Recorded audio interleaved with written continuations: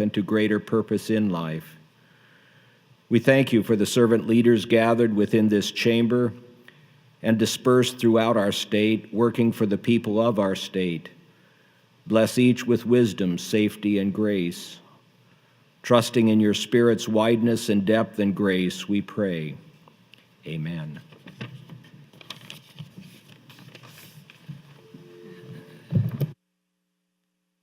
Thank you, Pastor Mesner.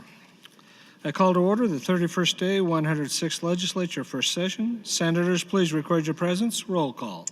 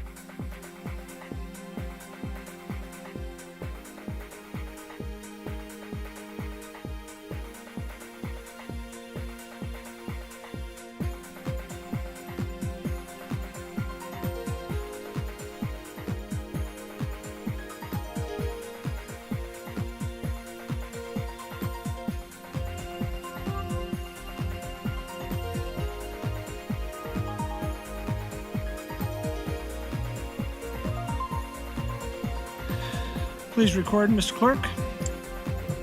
I have a quorum present, Mr. President. Thank you, Ms. Clerk. Are there any corrections for the journal? No corrections. Thank you. And are there any messages, reports, or announcements? I do, Mr. President. The Attorney General has an opinion addressed to Senator Kate Bowles. Notice a committee hearing for the Agriculture Committee.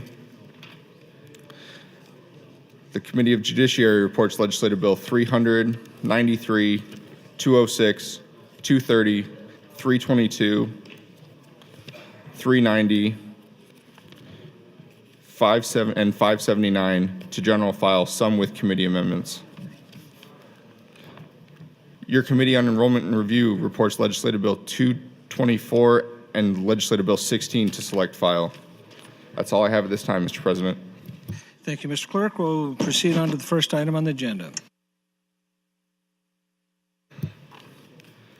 Mr. President, Legislative Bill 399, introduced by Senator Slama, is a bill for an act relating to schools.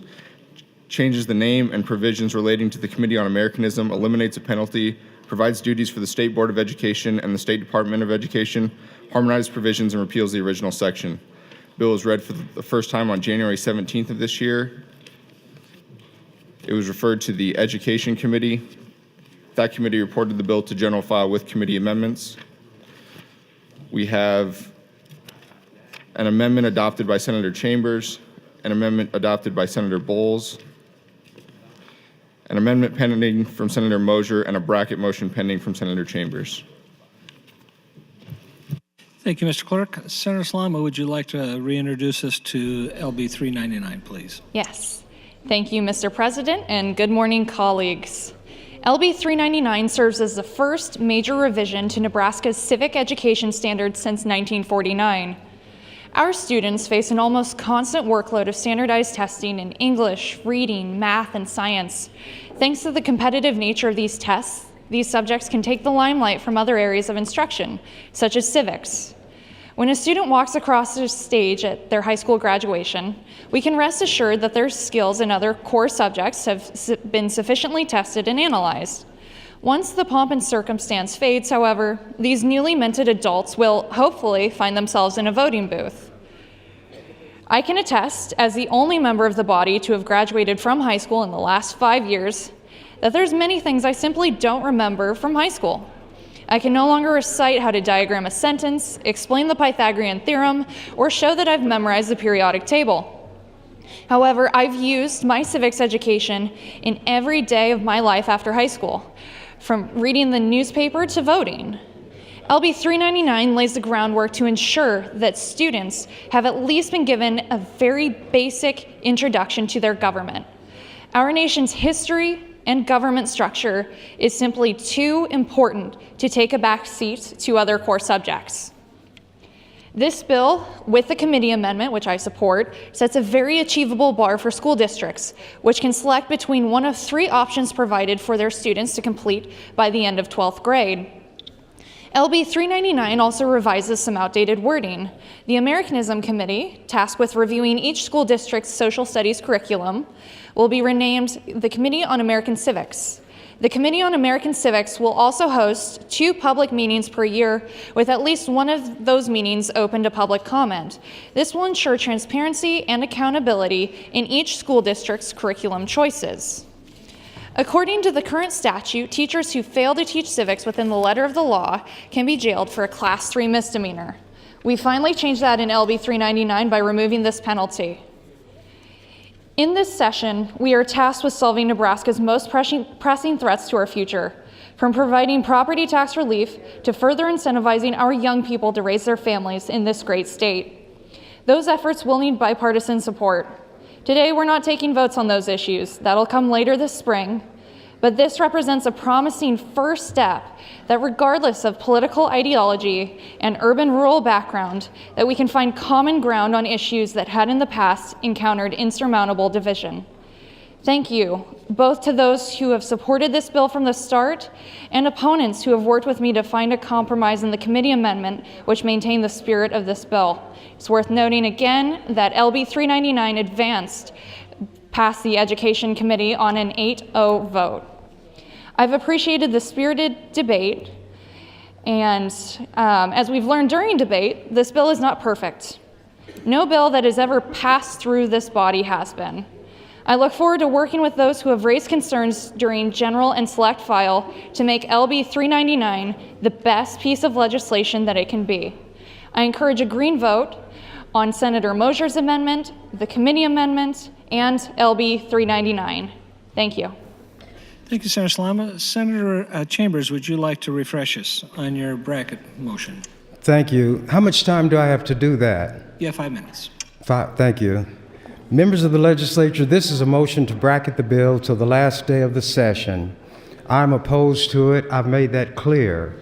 I've talked about various things that impact this bill and that this bill will impact, and the main one is that it retains discrimination. It makes it possible for discrimination to occur in the classroom with the sanction of this kind of bill. Rather than take a lot of time because we don't have much left on this bill, I'm going to tell you about an article I handed out. Most of you will throw it away because you're weak-minded and you can't deal with the truth. But it has to do with papers that were declassified, reporting things from Winston Churchill's diary at the height of the war. I'm going to read from that article. It's from the Sunday World Herald, January 15th, 2006. I keep things. Reading. The documents made public at the National Archives also show that Churchill decreed that Britain, quote, mustn't interfere, unquote, with racial discrimination practices in the World War II era U.S. military. At the time, black soldiers in the British Army were treated equally, while black and white U.S. soldiers ate and slept in separate areas. The documents show that Churchill and other ministers took a dim view of, quote, U.S. prejudices, unquote, but did not want the issue to cause friction between the Allies. In October 1942, Churchill told the cabinet that U.S. views, quote, must be considered, unquote. The cabinet agreed to instruct military leaders to respect U.S. policies without allowing them to influence British practices. But it did advise that British troops should show, quote, a great deal of reserve, unquote, when dealing with black U.S. troops. And you all gonna sit on this floor and talk about freedom, justice, and equality. I put some things in the margin. I'm not going to try to get it all said here, but I'm going to be talking about this throughout the day. And I have a very thick book. It's called Knight's Cross. It's about a life of Field Marshal Erwin Rommel, who was a better man than anybody who served in the U.S. Army because he was against racial segregation and made it clear. You all want to pretend you don't know things. If you really don't know, you are willfully blind. Senator Groney had stood up here the other day and talked about how fair the U.S. military is. This discrimination carried from World War II, through the Korean War, through the Vietnam War, and every conflict that this country had. Black people fought for this country in every conflict, starting with the so-called Revolutionary War. George Washington had promised that they would be given their freedom. After the war, naturally, he reneged. Andrew Jackson made a similar promise at a later time. He reneged. It has always been that way, and black people are going to have a voice on this floor as long as I am here, and I'm going to speak. 1 minute. And I hope that those people who got some information from a gun group will continue to listen. I don't care whether they like what I say. I know they don't like what I say. But I get the racist slurs, the threats, and all of them are anonymous. I stand out here where you can see me. My phone number and address are in the telephone book. I'm not going to run from these racists, and I intend to continue addressing the racism, and bills like this one add to and contribute and carry that same racist sentiment on. You're interested in what white people want, and that's all, as will be shown by the vote on cloture. Thank you, Mr. President. Thank you, Senator Chambers. Senator Chambers, you're first in the queue if you'd like to continue. Mr. President, members of the legislature, I'm going to read some things I put in the margin of this article. What to me is your American flag? Bah, humbug, Ernie Chambers. And I still say it's a rag. And those who call with the threats and the insults, here I am. And that's all it is. If you listened to what I read from Winston Churchill's diaries about the segregation and discrimination in the U.S. military, it should give you a glimmer of why I'm upset. You cannot deal with my words. And there were black men risking their lives, and they had two battles to fight, one against the Nazis and one against the soldiers in the United States Army. And I'm supposed to stand up here and act like I feel about America in that rag like you all do? That rag is what I call it, and that's what it is. Every hateful thing that was done against black people was done under the aegis of that flag. Slavery, raping black women, selling black people, segregation and discrimination in the military throughout its history, all under the aegis of that rag. You don't like it? Here's what Frederick Douglass said. What to the American slave is your 4th of July? I answer, a day that reveals to him more than all other days in the year the gross injustice and cruelty to which he is the constant victim.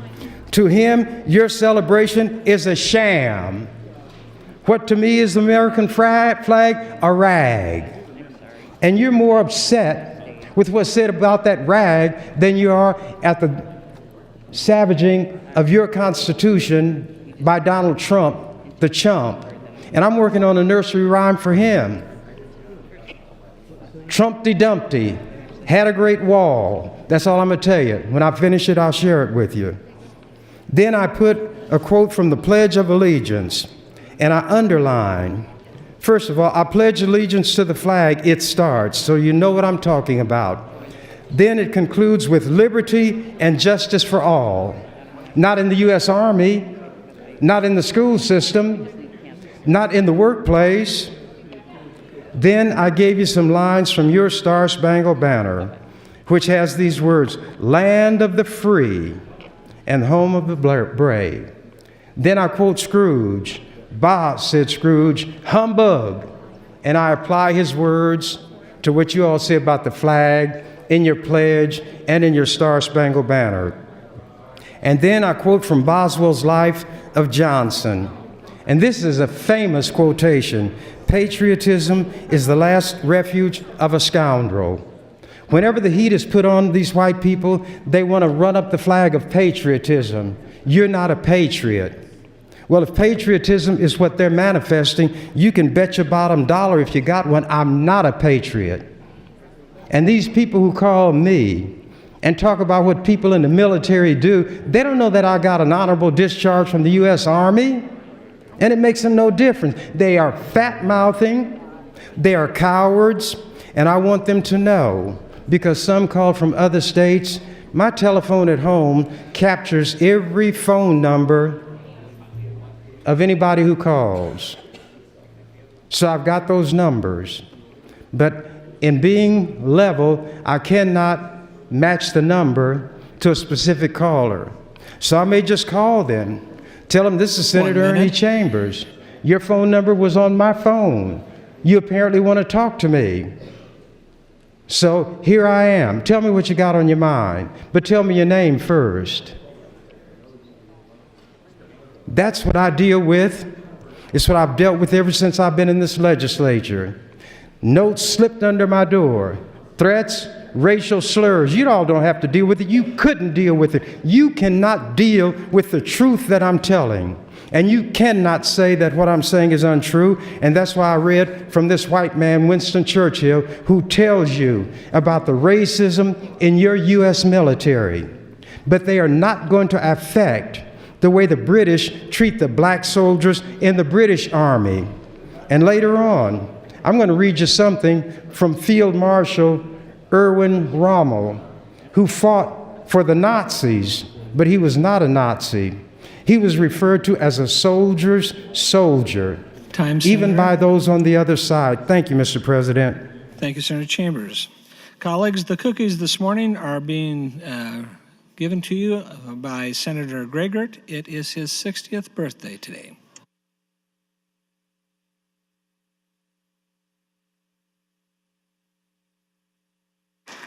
Thank you very much. Senator Hilkeman would like to introduce the following guests: Katie Ziegler from the NCSL, the National Conference of State Legislators. She is under the South balcony. Would you please stand and be recognized by the legislature?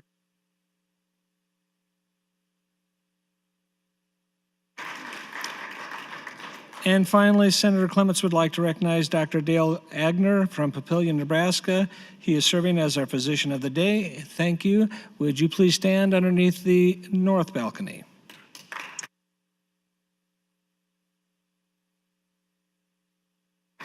Returning to debate, Senator Hunt, you're recognized. Thank you, Mr. President. Thank you, colleagues. Good morning, everybody. I'm a little bit under the weather today, but I wanted to share some feelings that I have about LB 399 and the committee amendment. I rise in opposition to the committee amendment and to the underlying bill, and I want us to think about, if this bill passes, how do we determine if school teachers are adequately patriotic? How do we determine if a curriculum is emphasizing the right kind of patriotism or acceptance for our system of government, as it says on page 3? I think that Senator Bowles was right to bring that amendment to remove this part about assuring the character of teachers. Because who decides that? Who decides if a teacher has good character? I have a big problem with our body attempting to legislate patriotism or define patriotism, especially for children. Students have a right to curriculum that is designed on academic grounds and historic grounds by educators, rather than a curriculum designed in statute to manipulate their beliefs. They should learn how to think about government and how to think about political governance, not what to think about it, because students also have the right to not be indoctrinated. I think that that's a strong word, and that might not be comfortable for some people to hear, but to me, that is what this bill is really veering toward.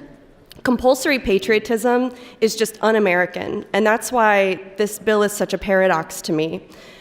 Genuine patriotism to me is a choice to support liberty and equality and justice and democracy based on an understanding of its value, not because of patriotic songs and learning a history curriculum that venerates one form of government or another, or that venerates one form of economic system over another, which this bill also talks about. Genuine patriotism comes from rational understanding and personal commitment, and it cannot be coerced. If you have to pass a law to make people patriotic, is that really patriotism? Of course not. And I also really question the stuff in this bill, since youth is the time most susceptible to the acceptance of principles and doctrines. That's scary language to me, and that's not something that I can support in any case. I just think that any attempts to make children more patriotic is not free thought. That's not something that we can stand behind as a democratically elected group of people. And how many American school children, how many children in Nebraska understand the idea of allegiance, or the idea of patriotism, or the idea of liberty and justice in the pledge that they're required to recite? Are we instilling real patriotism and American values? Are we teaching free thought? Are we teaching them to make their own decisions and come to their own conclusions? I don't think that that's what this bill accomplishes.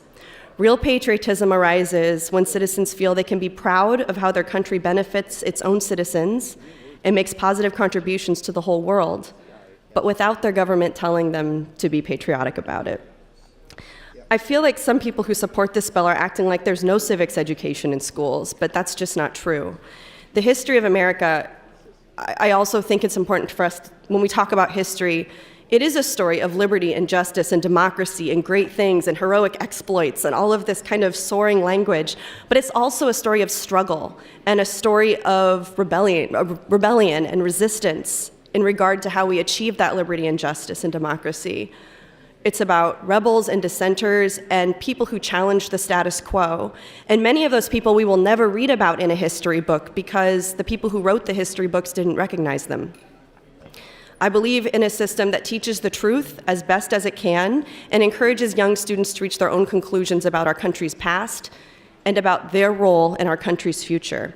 And that's what will instill genuine patriotism and pride in being an American. I think it's very important for us as a body to protect the freedom of teachers to teach history and civics, to maintain the academic integrity of our school boards and make sure that they have control over what they're teaching, and also to maintain the freedom of students to think for themselves. And to me, that is the most American thing we can do in this body, and that is not something that we can legislate. Thank you, colleagues. Thank you, Senator Hunt. Senator Bowles, you're recognized. Thank you, Mr. President. This bill says that it is the responsibility of society to ensure that youth are taught about being competent, responsible, patriotic, and civil citizens. And it gives me the opportunity to talk about an example of someone who I think is competent, responsible, patriotic, and civil. The kind of person that I hope youth will be told about and taught about under legislation like this. And this person is Brigadier General Tammy S. Smith. Tammy is an incredibly impressive patriot. She is the commanding general of the 98th Training Division. She is responsible for the oversight and direction of 4 brigades, including 2,503 soldiers throughout the East Coast and Puerto Rico. The primary mission of the 98th Division is to provide drill sergeants to Army training centers. She has an incredibly long list of achievements. She has served as a platoon leader. She's been part of a support battalion. She is dual-hatted as the Chief General Officer of the Management Office. And she, prior to assuming command, she served as the United States Army Reserve Deputy Chief of Staff. She has an impressive background. She holds a Doctor of Management degree in organizational leadership from the University of Phoenix. Brigadier General Tammy S. Smith, also colleagues, happens to be the first openly gay U.S. general. And so this bill provides me an opportunity to talk about another bill that's on the agenda today, about LB 627, which establishes workplace equality for gay and lesbian individuals in Nebraska. And it's my assertion this morning that if you support the ideals of LB 399, if you push your button on LB 399, if you believe in patriotism, you believe in patriots like Brigadier General Tammy S. Smith, and you believe in what our U.S. military has established as best practice policy regarding equality. In fact, in 2015, Secretary of Defense Ash Carter announced that they would implement new policy regarding gay and lesbian servicemen and women. The Department of Defense has updated in 2015 the military equal opportunity policy, so sexual orientation will for the first time be included to ensure that everyone, no matter the race, religion, color, sex, age, and national origin, be treated equally to maintain a more inclusive environment. So colleagues, I support this bill. I plan to vote in support of it. I believe in the ideals of teaching young people about patriotism and responsibility and patriotism and equality. And so I hope that when you think about pressing your bill, your button for LB 399, you think about Brigadier General Tammy S. Smith, and that makes you think that you should, in fact, also support later today LB 627. Thank you, Mr. President. Thank you, Senator Bowles. Mr. Clerk, for a motion. Mr. President, Senator Slama would move to invoke cloture on LB 399 pursuant to Rule 7, Section 10. Thank you, Mr. Clerk. Senator Slama, you're recognized. Just to close, or? Oh, yes, I move for cloture. No? Call of the House, yes, thank you. There has been a request for and a roll call vote. And a roll call vote. There has been a call to place the House under call. All those in favor, please vote aye. All those opposed, vote nay.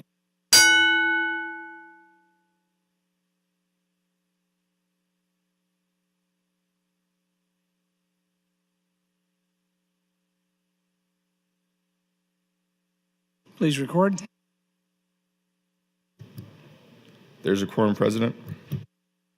29 in favor, 1 nay. The House is under call. Senators, please return to the floor. The House is under call. Please record your presence.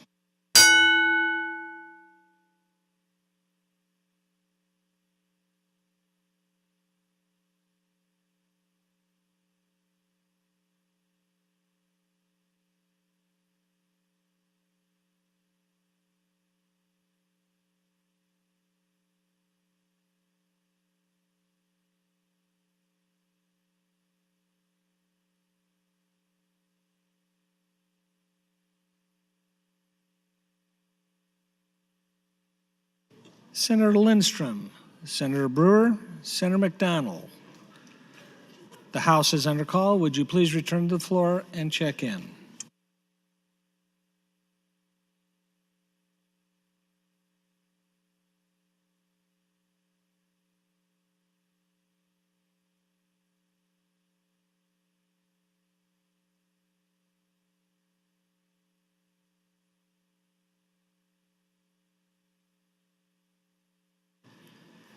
Senator McDonald, the House is under call. Would you please return to the floor and record your presence?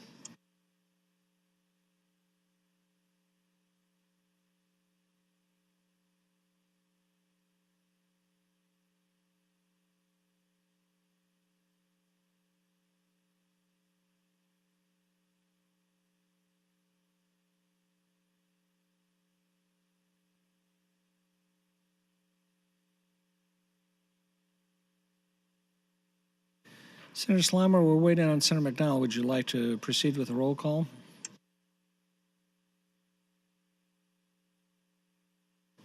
Okay, thank you. Senator McDonald, please return to the floor. The House is under call.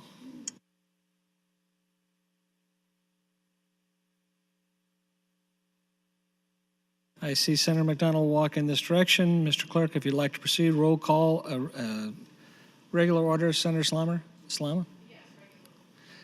Mr. Clerk.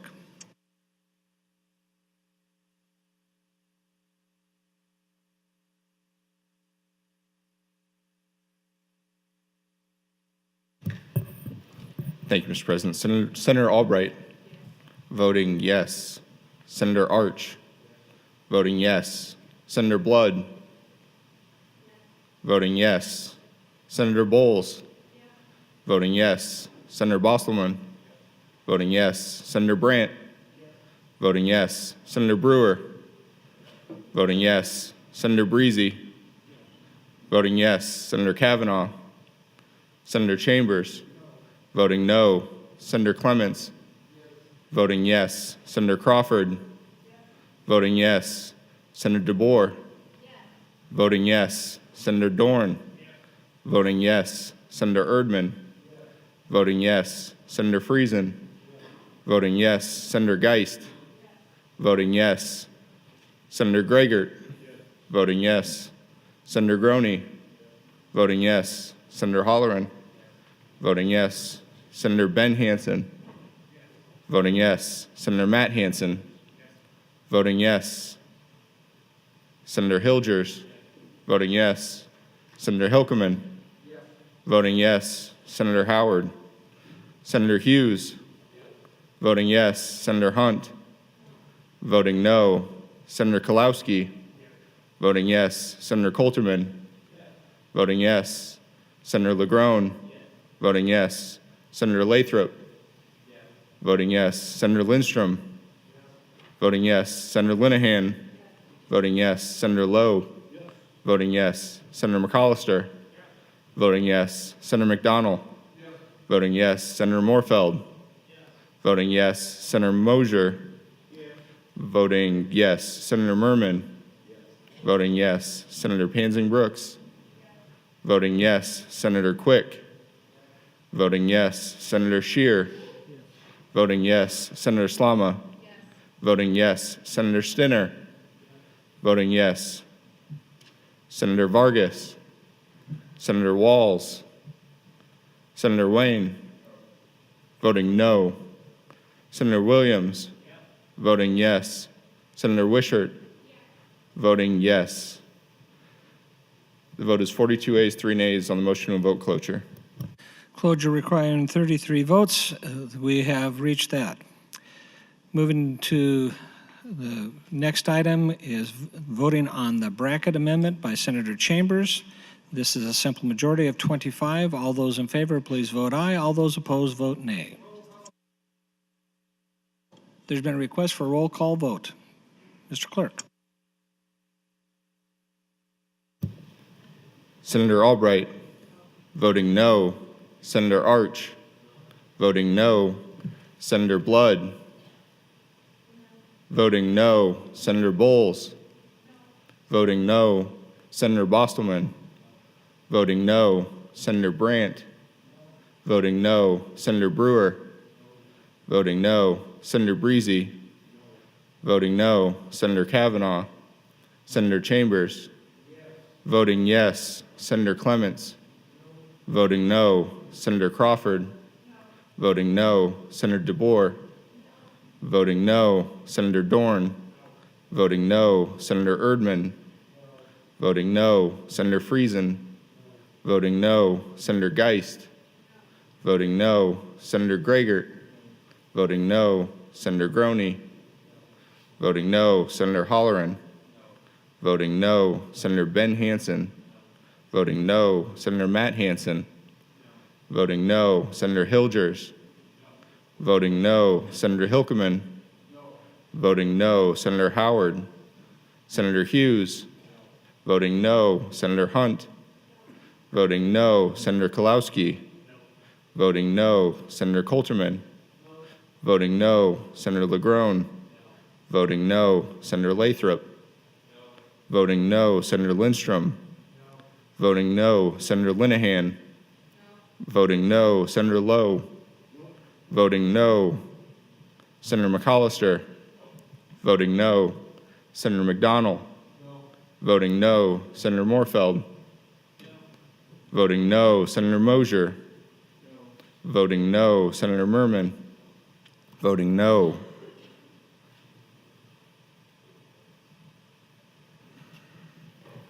Yeah, it's frozen.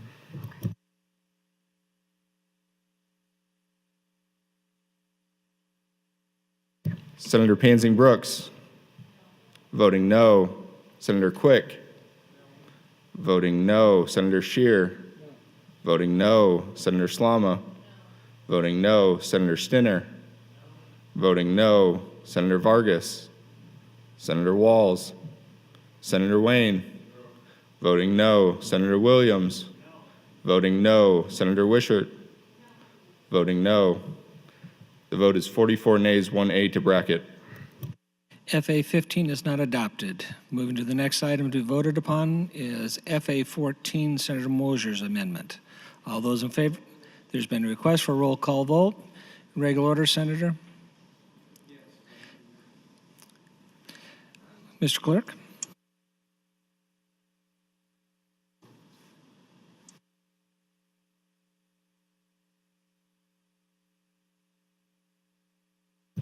Senator Albright. Voting yes. Senator Arch. Voting yes. Senator Blood. Not voting. Senator Bowles. Not voting. Senator Bostelman. Voting yes. Senator Brandt. Voting yes. Senator Brewer.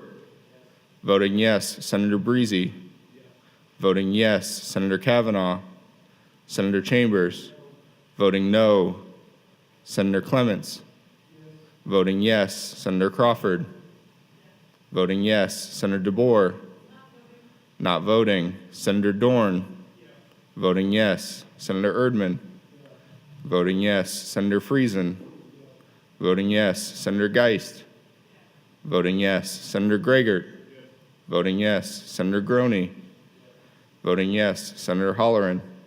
Voting yes. Senator Ben Hansen. Voting yes. Senator Matt Hansen. Voting yes. Senator Hilgers.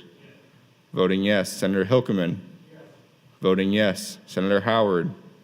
Senator Hughes. Voting yes. Senator Hunt. Voting yes. Senator Kalowski. Voting yes. Senator Coulterman. Voting yes, Senator LeGrone. Voting yes, Senator Lathrop. Voting yes, Senator Lindstrom. Voting yes, Senator Linehan. Voting yes, Senator Lowe. Voting yes, Senator McCollister. Voting yes, Senator McDonald. Voting yes, Senator Moorfeld. Not voting, Senator Mosier.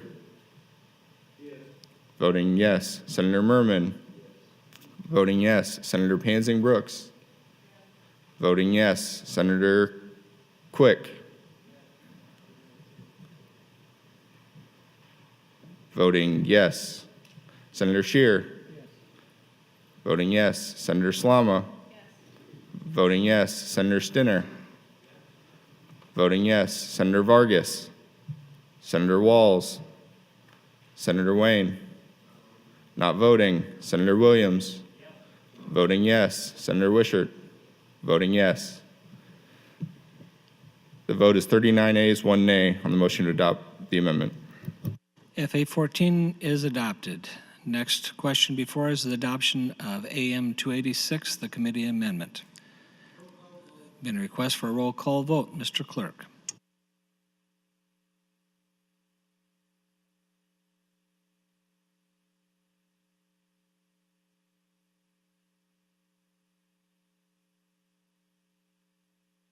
Colleagues, as you've probably noticed, we're having some technical difficulties this morning, so I appreciate your patience.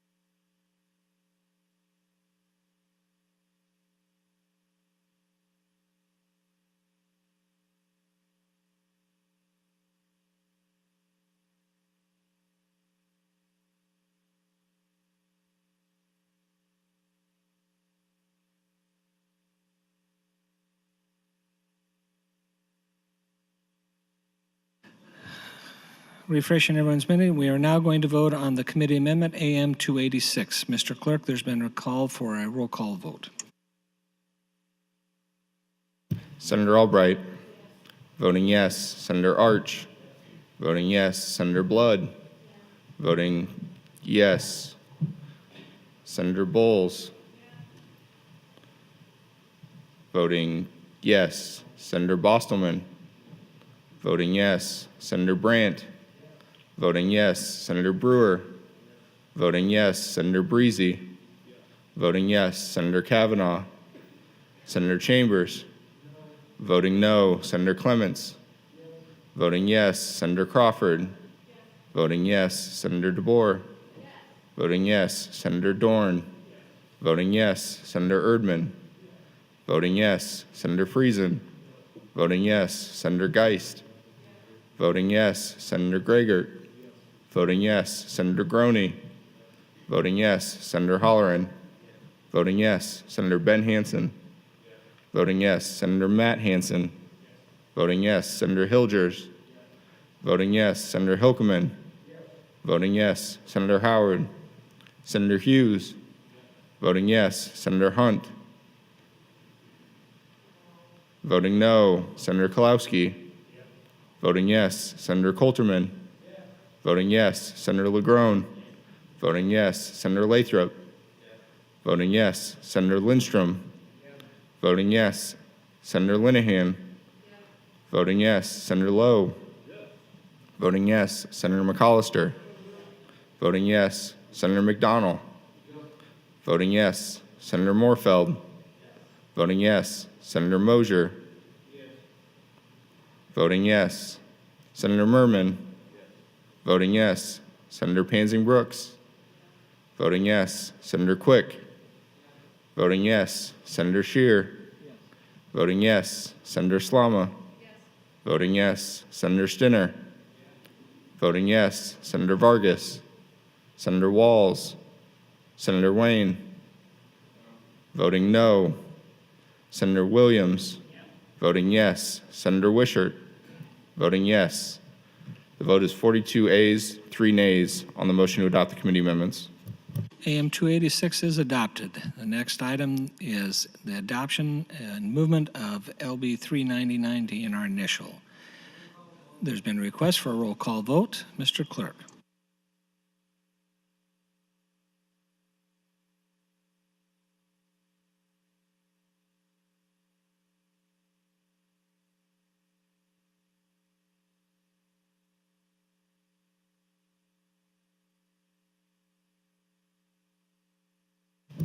Senator Albright. Voting yes. Senator Arch. Voting yes. Senator Blood. Not voting. Senator Bowles. Voting yes. Senator Bostelman. Voting yes. Senator Brandt. Voting yes. Senator Brewer. Voting yes. Senator Breezy. Voting yes. Senator Kavanaugh. Senator Chambers. Voting no. Senator Clements. Voting yes. Senator Crawford. Voting yes. Senator DeBoer. Voting yes. Senator Dorn. Voting yes. Senator Erdman. Voting yes. Senator Friesen. Voting yes. Senator Geist. Voting yes. Senator Gregert. Voting yes. Senator Groney. Voting yes. Senator Holleran. Voting yes. Senator Ben Hansen. Voting yes. Senator Matt Hansen. Voting yes. Senator Hilgers. Voting yes. Senator Hilkeman. Voting yes. Senator Howard. Senator Hughes. Voting yes. Senator Hunt. Voting no. Senator Kalowski. Voting yes. Senator Coulterman. Voting yes. Senator LeGrone. Voting yes. Senator Lathrop. Voting yes. Senator Lindstrom. Voting yes. Senator Linehan. Voting yes. Senator Lowe. Voting yes. Senator McCollister. Voting yes. Senator McDonald. Voting yes. Senator Moorfeld. Voting yes. Senator Mosier. Voting yes. Senator Merman. Voting yes. Senator Pansing Brooks. Voting yes. Senator Quick. Voting yes. Senator Scheer. Voting yes. Senator Slama. Voting yes. Senator Stinner. Voting yes. Senator Vargas. Senator Walls. Senator Wayne. Voting no. Senator Williams. Voting yes. Senator Wishart. Voting yes. The vote is for Senator Blood. Senator Blood changes to yes. The vote is 42 ayes, 3 nays on the motion to adopt, on the motion to advance. LB 399 is advanced to in our initial. I raise the call. Next item, Mr. Clerk.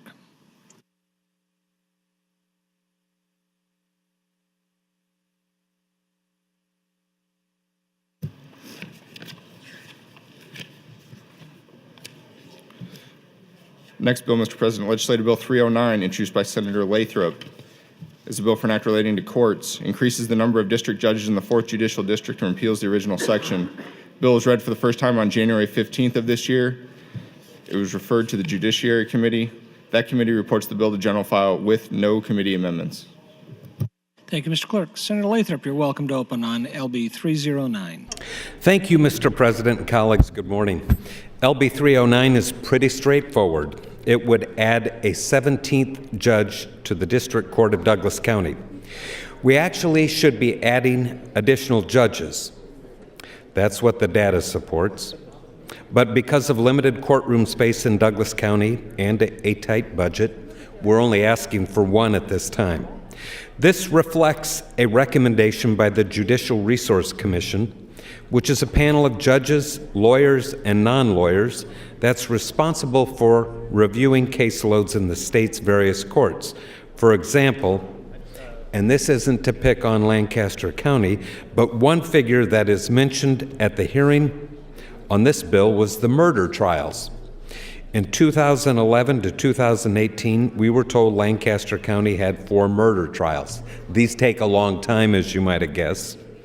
At the same time, Douglas County had 67, and several of those were lengthy, big, national news type cases.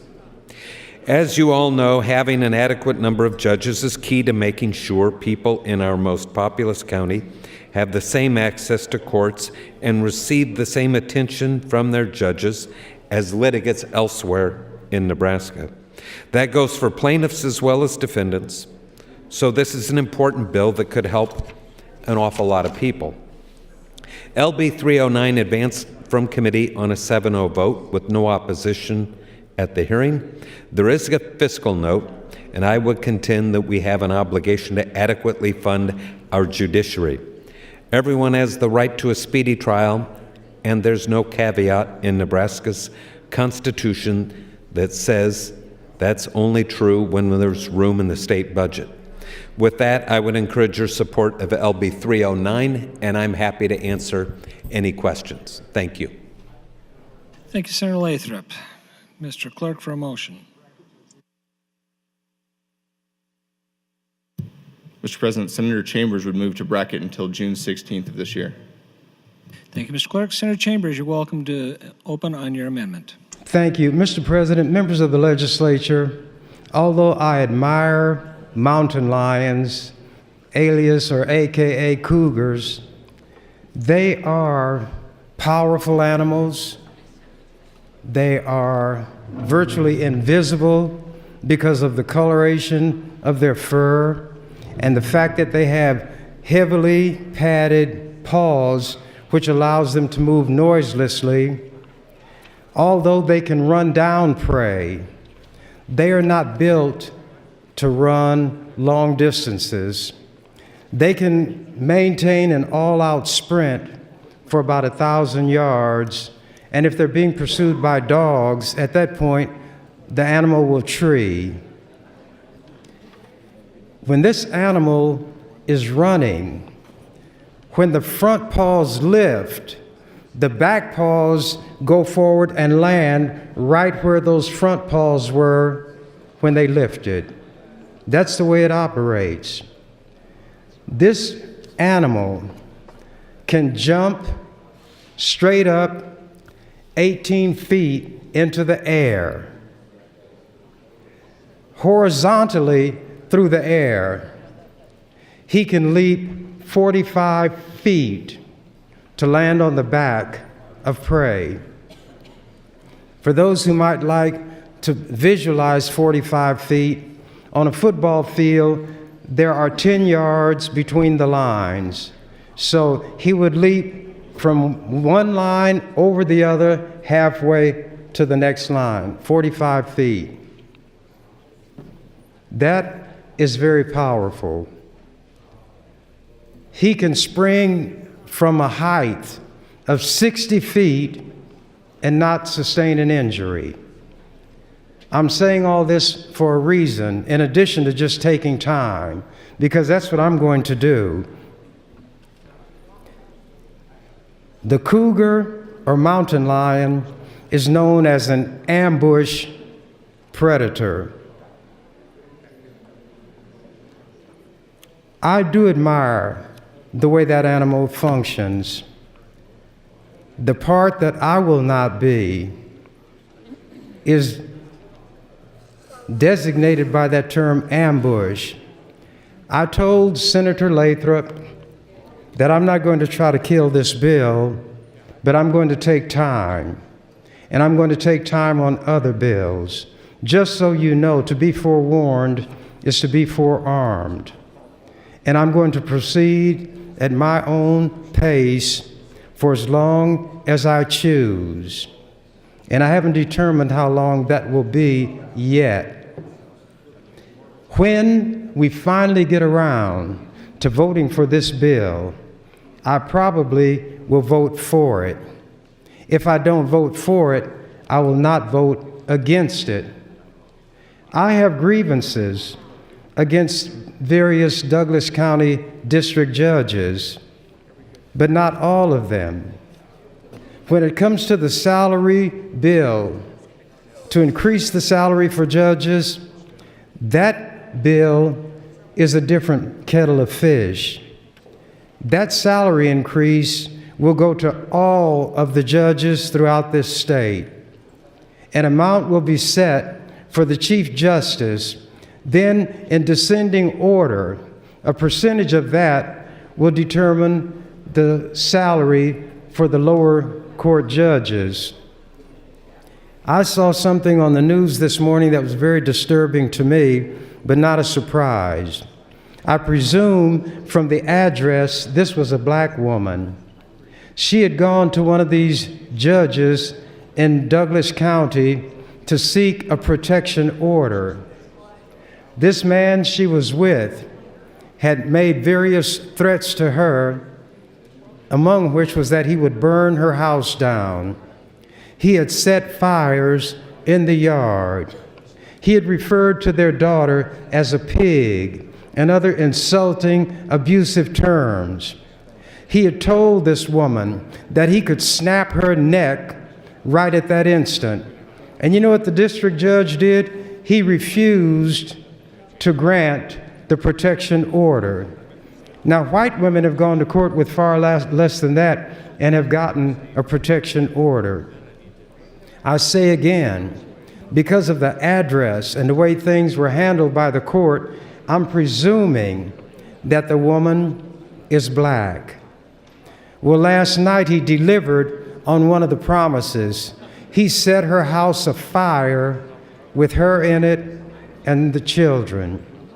One of the girls was burned, and I don't know what may have happened to the others. But that's what these judges in Douglas County do when somebody of my complexion will appear. What I have done for this legislature is to unify you all against me. I brought peace and harmony among you all when you're against me. So it's all of you against me, me against all of you. And we'll just have to see how the session plays out. I do not believe in putting off till tomorrow what can be done today. And I don't believe in waiting until later in the morning to do what I can do right now. So you may as well settle your brains for a long, slow stroll through these bills, and we will take some highways, some byways, some trails, some animal paths, and eventually wind up somewhere. One thing is certain, we will not go beyond noon. But if we do, it doesn't bother me, because it will mean that I succeeded in using the remainder of a day. I don't know whether I will try to take one bill each day until we get into full day deliberations, but I'm going to take this morning.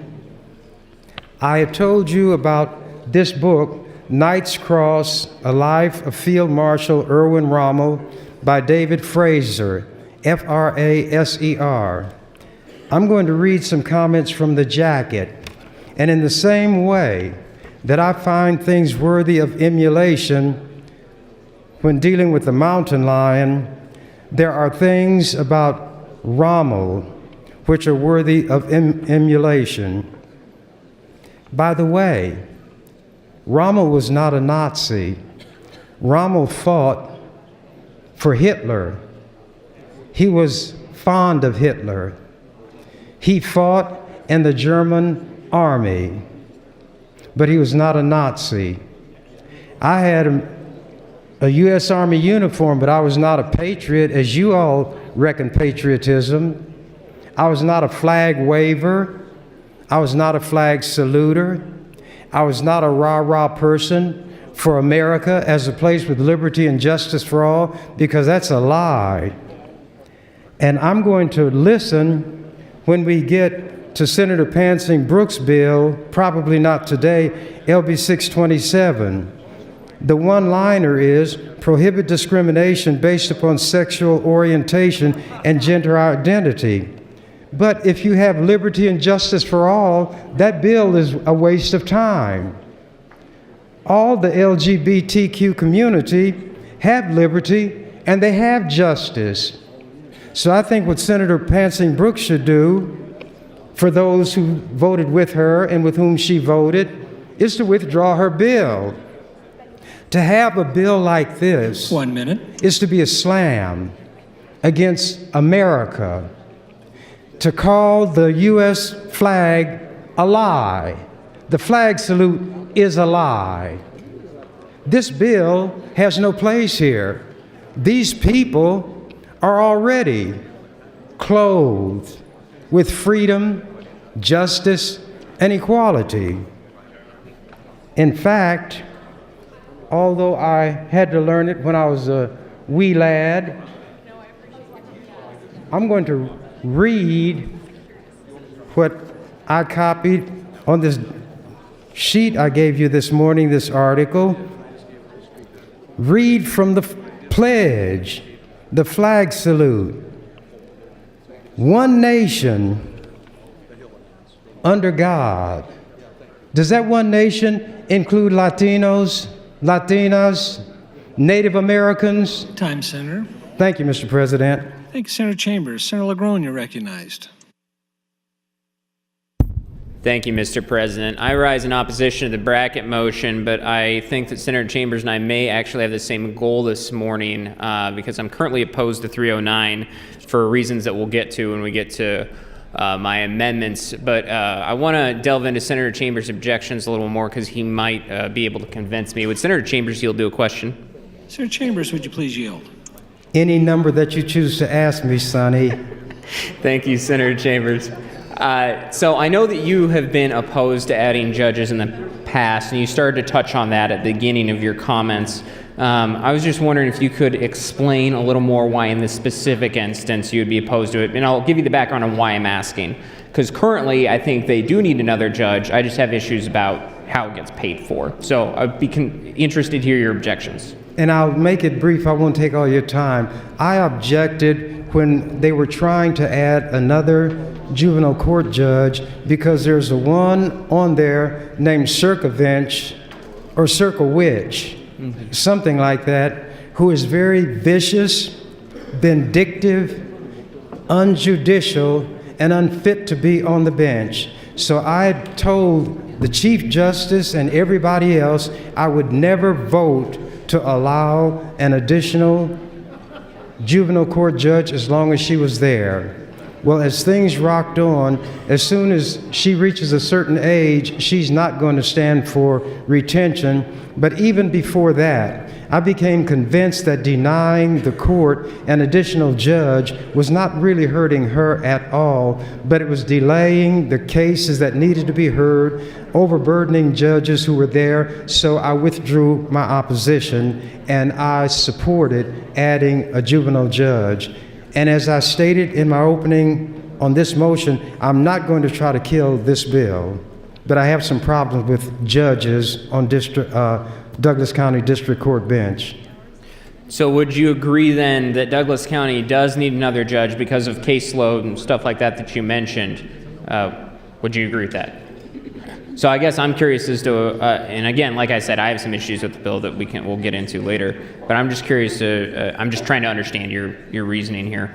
Why the bracket motion, if that's the case? I'm going to take all the time I want on this bill, but I made it clear I'm not trying to kill it. I'm trying to kill time. Okay. Thank you, Senator Chambers. With that, I'd yield the rest of my time to Senator Chambers. Thank you, Senator LaGrone. And Senator Chambers, you have 2 minutes and 10 seconds. Thank you, Senator LaGrone. Thank you, Mr. President. And you all will have an opportunity now to see if I have the stamina at 82 years old that I claim to have. I don't make idle boasts. I don't make idle threats. But when I speak, I am as factual as I can be. I'm looking around from time to time at some of these young people, 60 years old, 65 years old, 70 years old, kids, the younger generation, and I'd race any one of them up the stairs, those north stairs that you come to when you are going to go, I call it the governor's entrance, and we'll run up those stairs and see which one of you all can get to the top before an 82-year-old man who's been through far more than any of you all will ever experience. Will not sit down in this chair. It's not that I cannot sit down, I choose not to.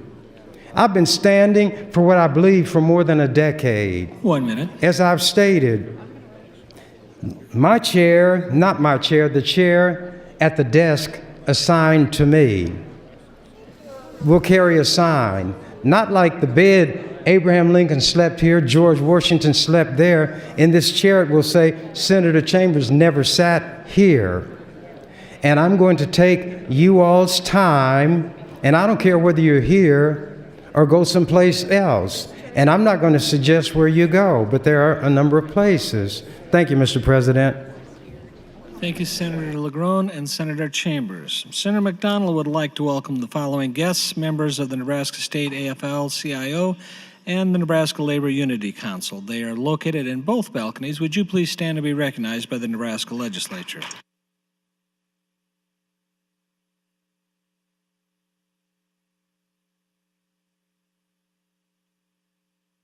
And I apologize, given erroneous information, it was Senator McDonald and Senator Quick. Mr. Clerk, for items. Thank you, Mr. President. Your Committee on Enrollment and Review reports the following bills as correctly engrossed. Legislative Bill 755, 146, 154, and 264. Your Committee on Enrollment and Review reports the following bills to select file. Legislative Bill 145, 384, 660, 660A, and 486, some having enrollment and review amendments. The Government, Military, and Veteran Affairs Committee provides notice of committee hearings. Senator McAllister designates Legislative Bill 284 as his personal priority bill. And Senator Erdman designates Legislative Bill 483 as his personal priority bill. That's all I have at this time, Mr. President. Thank you, Mr. Clerk. Returning to the floor debate on LB 309, Senator Chambers, you're recognized. Thank you. Mr. President, members of the legislature, I think instead of a floor debate, this is likely to be what, in the term of the lawyers, a soliloquy. That's when one person speaks, maybe just speaking in general, sometimes directed directly at the audience. But I'm going to speak and speak and speak some more. By the way, as I was saying about the numerous things to admire about mountain lions, a mountain lion or cougar weighing 100 pounds can bring down a moose, not the singular of mice or mices, but a moose, one of those with a huge rack of horns, and they do not play. And when a lion goes after one of them, then it's his intention to bring him down. If he gets on the back, he can bite through the spinal cord. His teeth are such and his jaw muscles strong enough, his fangs will penetrate the skull of his prey. Or he can reach around and get a grip on the throat. So this animal has several ways of killing, yet they don't bother human beings. That's what I wish people in this state would understand. That animal should not be hunted. This animal, as strong as he is, as swift as he is, as deadly a hunter as he is, were he of a mind to kill human beings, that would have been done. The cougars had been virtually eliminated in Nebraska until one was spotted in 1991. There has not been a documented case of a cougar acting aggressively toward any human being from 1991 until today. People tell these wild tales that have no basis in fact. They claim to have seen this animal, but they don't know what it looks like. The animal is virtually invisible. There are landowners who can see the signs, the footprints, the scat, the prey that indicates a cougar, maybe a mother with some kittens, but at any rate, on that property, yet in 2 decades, the landowner never saw one. Never saw one. Hunters are allowed to use dogs by the Game and Parks Commission because without dogs, it's unlikely one of these animals would ever be taken. With this recent snow, the fact that they do leave footprints, tracks, they might come across the tracks of a cougar and be able to try to track him. I said all that for a reason. If this animal wanted to kill people, that's what it would do. That's what it would do, and it could not be stopped. If I wanted to kill bills, I couldn't say like the cougar who could kill any human being that I can kill every bill. But I can kill a lot of time every day. That I can guarantee you.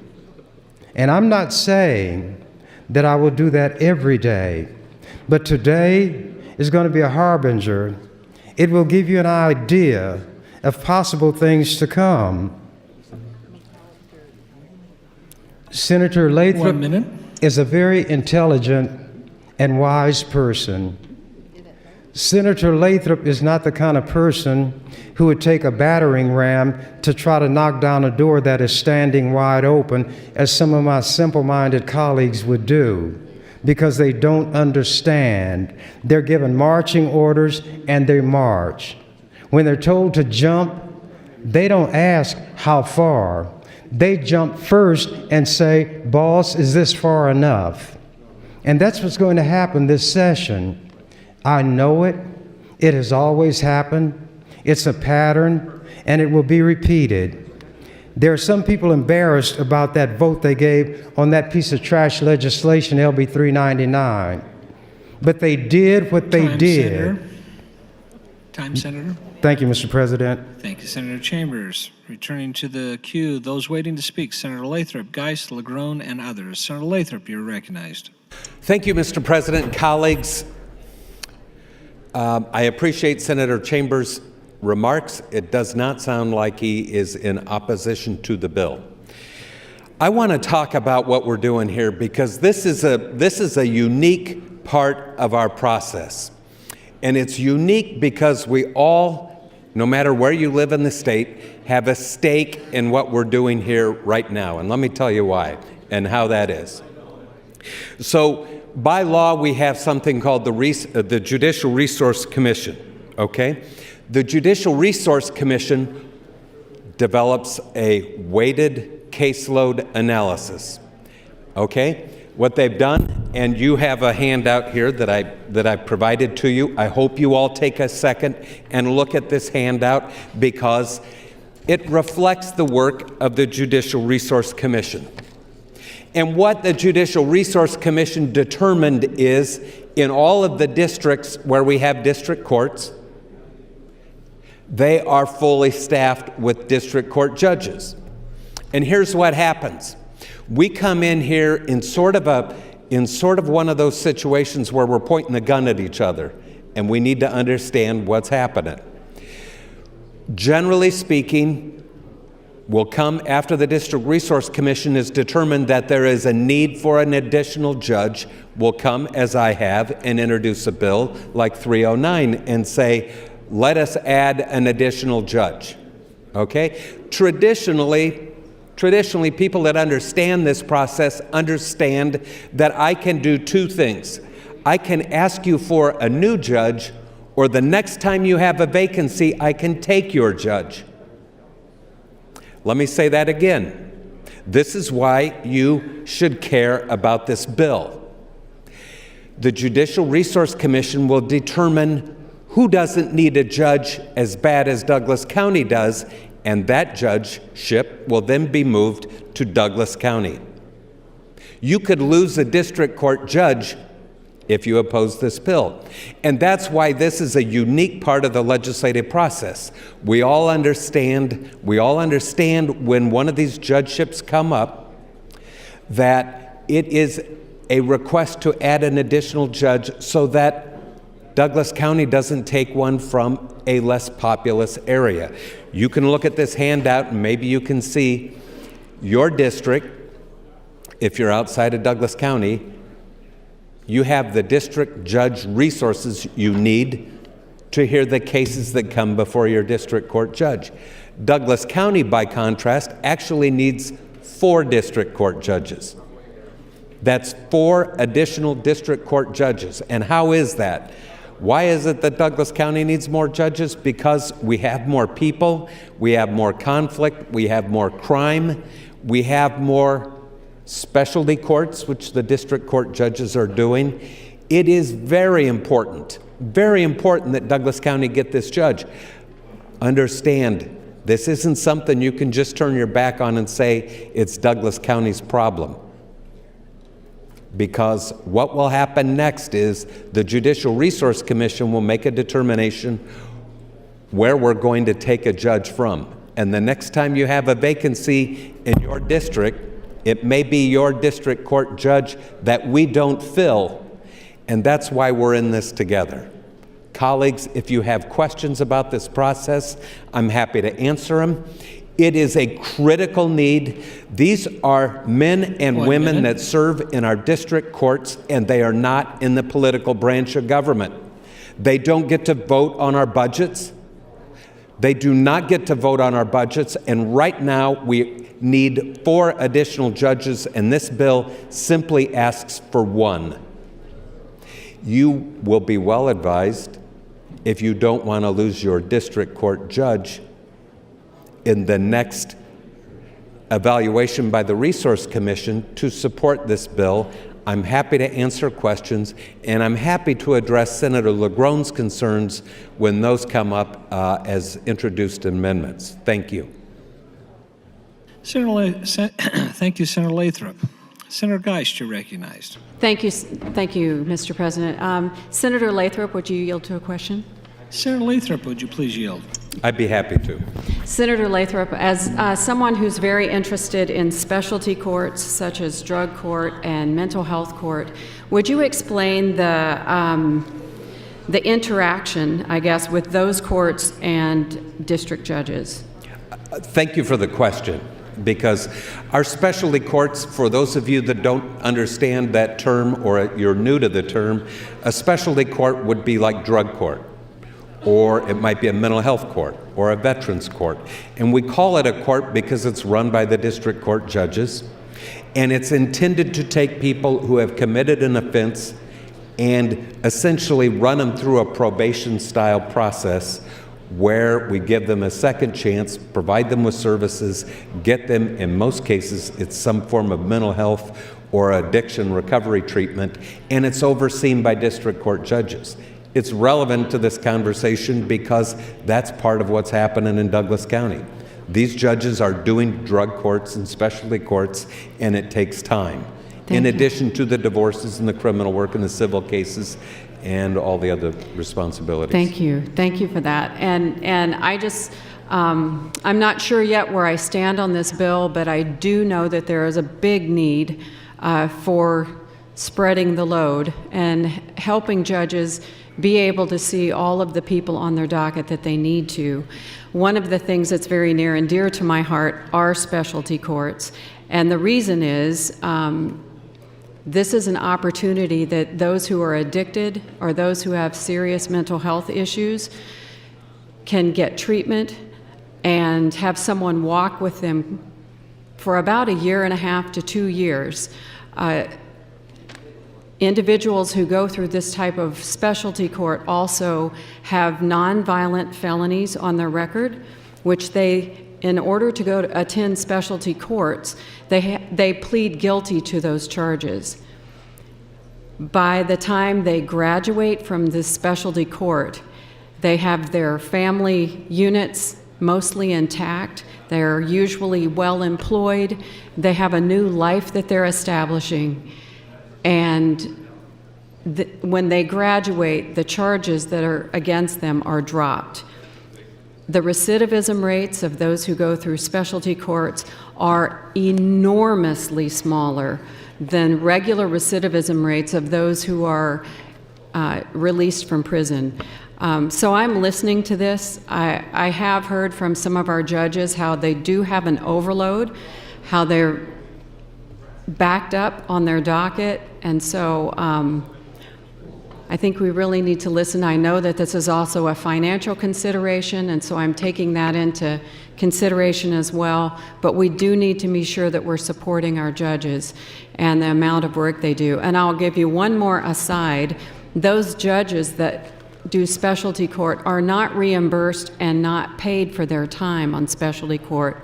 And depending on which specific type of court it is, whether mental health, veteran, drug court, the amount of time is significant. So the judges are doing that out of the goodness of their heart and not out of the largesse of the state. So anyway, I stand in opposition to the bracket motion, but I am listening on the bill. Thank you, Mr. President. Thank you, Senators Geist and Lathrop. Senator LaGrone, you're recognized. Thank you, Mr. President. And again, I stand opposed to the bracket motion, but I do have some concern. I want to briefly hit on the topic of why I have concerns with 309 in case we don't have a chance to get to the amendments today. So essentially, I completely agree with Senator Lathrop. Douglas County needs another judge. The caseload level is too high. My point is merely that currently in our judicial system, when we add another judge, a lot of the additional costs that come with that get passed down to the counties. And I think that if we want to address property taxes overall, we have to stop putting through unfunded mandates. One of the largest unfunded mandates is how our court system is set up. And I know there are issues with that, and I think that that's something we'll get to when we get to the amendments, but I just want to let everyone know what we'd be talking about when we get to the substance of the bill. But with that, I would yield my time to Senator Chambers should he want it. Senator Chambers, 4 minutes. Thank you, Mr. President. Thank you, Senator LaGrone. I want all the time that I can get. And it's good that people do take the time to put their comments into the record if they support this bill. I will not do anything which I think will cripple the judiciary as an institution, just as I'm offended when my simple-minded colleagues do things that weaken the legislature as an institution. One of those things was done this morning, and I don't want anybody to come to me and talk to me about why they had to do this or they had done that, therefore they must do this today. I don't want to hear it at all. And since I'm giving you forewarning, don't deem it to be an act of rudeness for me to turn my back on you. I don't have time to waste with people like that. And I find that I have misjudged some of my colleagues on other issues because they never were confronted with one like they were on that piece of trash, LB 399. But now I see that they've got bills that they're going to need every vote that they can get. And they probably, on some of them, will not succeed anyway. You make a mistake, brothers and sisters, when you deal and make a deal with the devil. See, the devil was a trickster from the beginning. And there are people who learn the wiles and the ways of the devil, and one who wants to deceive has to be able to convince somebody that he, she, or they are different from what they really are. Many people fall victim. And that's why it is said that experience is the best teacher, and some will have no other. On this bill, the reason I will not try to kill the bill is because a judge is needed. If you set up an organization and you assign certain duties and responsibilities to that organization, and those responsibilities are to be parceled out among the number of people who work within or for that organization, if you do not provide enough people to reasonably discharge that work, the organization cannot do what those who created it set in front of it to be its responsibility to achieve. There probably could be judges placed in other districts. 1 minute. Justifiably. But the Chief Justice, the people who are on these commissions, understand that they have to deal with this legislature, and other issues are going to come before the legislature. There are many hands trying to get into the Treasury and leave with more than they had in their hand when they first stuck it into the Treasury. I'm not interested in killing this bill, but if I were the rest of you, I wouldn't let one senator do all this talking and take the time. Just to spite him, I would take time. I'd turn on my light and talk. But if you do that, you know you'll play into my hands. I don't care how the time is spent. I just want to spend it. But being the generous soul that I am, I'm willing to share it with the rest of you if you will work in accord with what I think ought to be done, which right now is to pass as much time as possible. Thank you, Senator. Mr. President. Thank you, Senator Chambers. Senator Erdman, you're recognized. Thank you, Mr. President. Good morning, Berea, this morning out there in western Nebraska. It's about 40 degrees warmer there than it is here. Senator Chambers, I appreciated your comments about experience is the best teacher, and I agree with that. What we have experienced in western Nebraska is several occasions the mountain lions have killed livestock, and it is something that they have seen them. I had a town hall meeting back in Bridgeport a week ago on Saturday. A rancher friend of mine that lives south of Gearing, south of the Wildcat Hills, had caught a mountain lion in a trap that he had set for another predator. And he said, if you want to see a rodeo, try to turn a mountain lion loose from a trap. And they turned him loose. The rancher, his neighbor, lost 5 calves this spring and summer to mountain lions and 6 replacement heifers. We have a significant number of mountain lions in western Nebraska. I would extend an opportunity for you to come and visit if you would like, and we will visit those ranchers and they can show you what has happened there and what is happening. It appears that the mountain lions have captured and eaten a lot of the deer, and now they're moving on to prey that's easier caught than a deer, and that happens to be livestock. And I don't know if you've seen it or not, but in Fort Collins about 3 weeks ago, there was a jogger on a trail in the hills there by Fort Collins was attacked by a mountain lion. Not sure exactly how he did what he did, but he either choked it or killed it with a rock or did something to disable the mountain lion, and he killed it.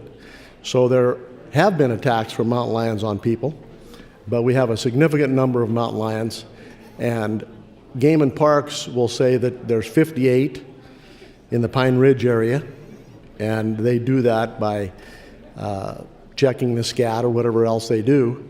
But if they're invisible, if they're hard to see, like Senator Chambers says they are, it's hard to figure that we have just 58. So mountain lions are an issue, and they will continue to be an issue as long as there is mountain lions and livestock trying to cohabitate together. Thank you.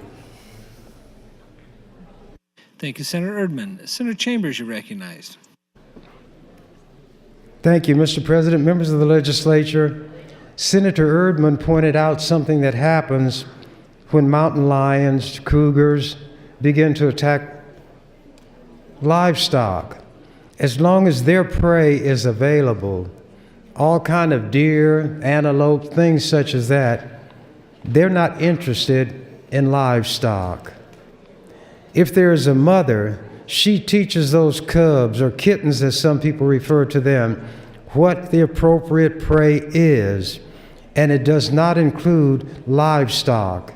But if you diminish the amount of prey that the lion needs to survive, then as Senator Erdman properly stated it, it will go after easier prey. I'd venture to say, though, that if you looked across the board down through the years, eagles have taken more livestock than mountain lions. But you dare not do anything to an eagle. How many of you have heard of eagles taking livestock? I don't mean it would pick up a bull, but any of those animals, from the time they come into the world to the time they wind up on your plate, would be livestock. There are other animals that take livestock. The only reason Game and Parks is creating a mountain lion hunting season is to give an opportunity to kill to these who would want to project themselves as big game hunters. When they had the first season several years ago, one of the top-ranking employees of Game and Parks said they wanted to give hunters an opportunity to kill one of these animals. If there is a problem with a particular mountain lion, the law allows the landowner to contact Game and Parks if the landowner is not able to kill the lion in the process or act of doing something that endangers that landowner or livestock. Game and Parks can manage these animals. There are so few of them. Hunting is not the way you manage livestock. It's the way you do it in Nebraska, because Nebraskans are backward in so many ways. The people have the wool pulled over their eyes. And when we get to those tax bills, Senator Linehan, who is a chairperson for the first time, she's going to have a chance to work with the Ernie phenomenon. And I'm going to see what she's able to do. Senator Friesen is the chairperson of a transportation committee. He'll have bills, but those are not too good a target because they don't touch enough people. But when you talk about property taxes, and the rural people are going to try to shift that burden to the urban people, and urban people are so dumb they might go for the okey-doke, we'll just have the opportunity to watch how things develop. I'm going to be here, and I'm going to enjoy myself, and I'm not going to be like my colleagues. You see all these empty seats here? If I've got something I have to do downstairs, I'll go do it. But I'll be watching you. And if it becomes necessary for me to be up here, I will come here by means of leaps and bounds. On this bill, I expect it to pass. I expect a judge to be made available to Douglas County. This judge being placed there is not being placed as a reward to the judges who are working there. The placement of another judge is not a vote of confidence in the way the Douglas County District Court bench conducts its affairs. There are many things wrong with the Douglas County judges and the way they operate. But at least you have to make available the people to do the work if they're of a mind to do it. That removes excuses alibis, and all the phony reasons given as to why dockets back up. Time, Senator. Thank you, Mr. President. Thank you, Senator Chambers. Mr. Clerk, for items. Thank you, Mr. President. The Revenue Committee reports Legislative Bill 477 to General File and Legislative Bill 512 to General File with committee amendments. The Revenue Committee also provides notice of committee hearing. The General Affairs Committee provides notice of certain gubernatorial appointments and amendments to be printed. Senator Geist to Legislative Bill 142. That's all I have at this time, Mr. President. Thank you, Mr. Clerk. Senator Groney, you're recognized.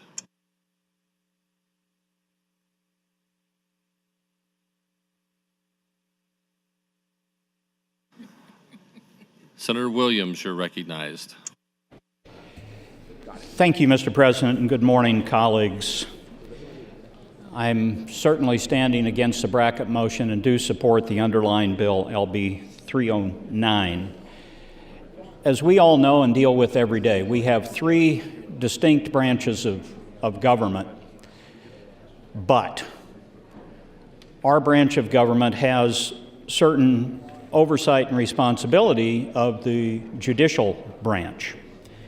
We pass legislation that creates more or less judges, juvenile district court. We also deal with the appropriation that pays for those things. And I certainly believe it is our responsibility to create a functioning judiciary. And right now I would tell you that in particular in the Omaha District Court area, it is very difficult to say that we have a functioning judiciary.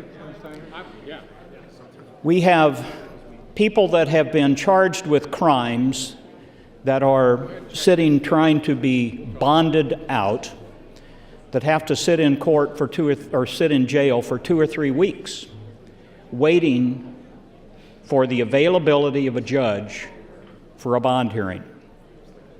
That's simply not right. There is a cost and a fiscal note with LB 309, and it's not something that we can ignore. But I would tell you in the early process, especially on general file, I would strongly suggest that legislation such as this should move forward and give it an opportunity and give the Appropriations Committee an opportunity to see if there are funds potentially available.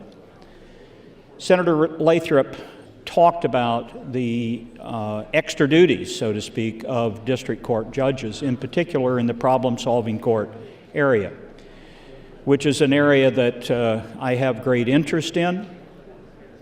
I sponsored legislation a couple of years ago that expanded problem-solving courts beyond drug courts to other specialty courts, which are functioning at this time in the Omaha Judicial District. Those function because district court judges take their time and use their talents and abilities to make them work. It is important for us as a state to have them work successfully. We clearly understand that they cost less than incarceration, and each one of these people in a specialty court would be incarcerated were it not for the fact they were participating in a problem-solving court. The cost, as you heard when Chief Havocan was here and gave his State of the Judiciary address, was that the cost of incarceration is between $37,000 and $38,000 annually, and the cost of problem-solving court is somewhere around $2,500 to $3,000 annually. You also know the results of problem-solving courts compared to incarceration. The recidivism rate is substantially better with problem-solving courts. So what is being asked of 309 is not to fill all the judge positions that are necessary and needed, it's to add one.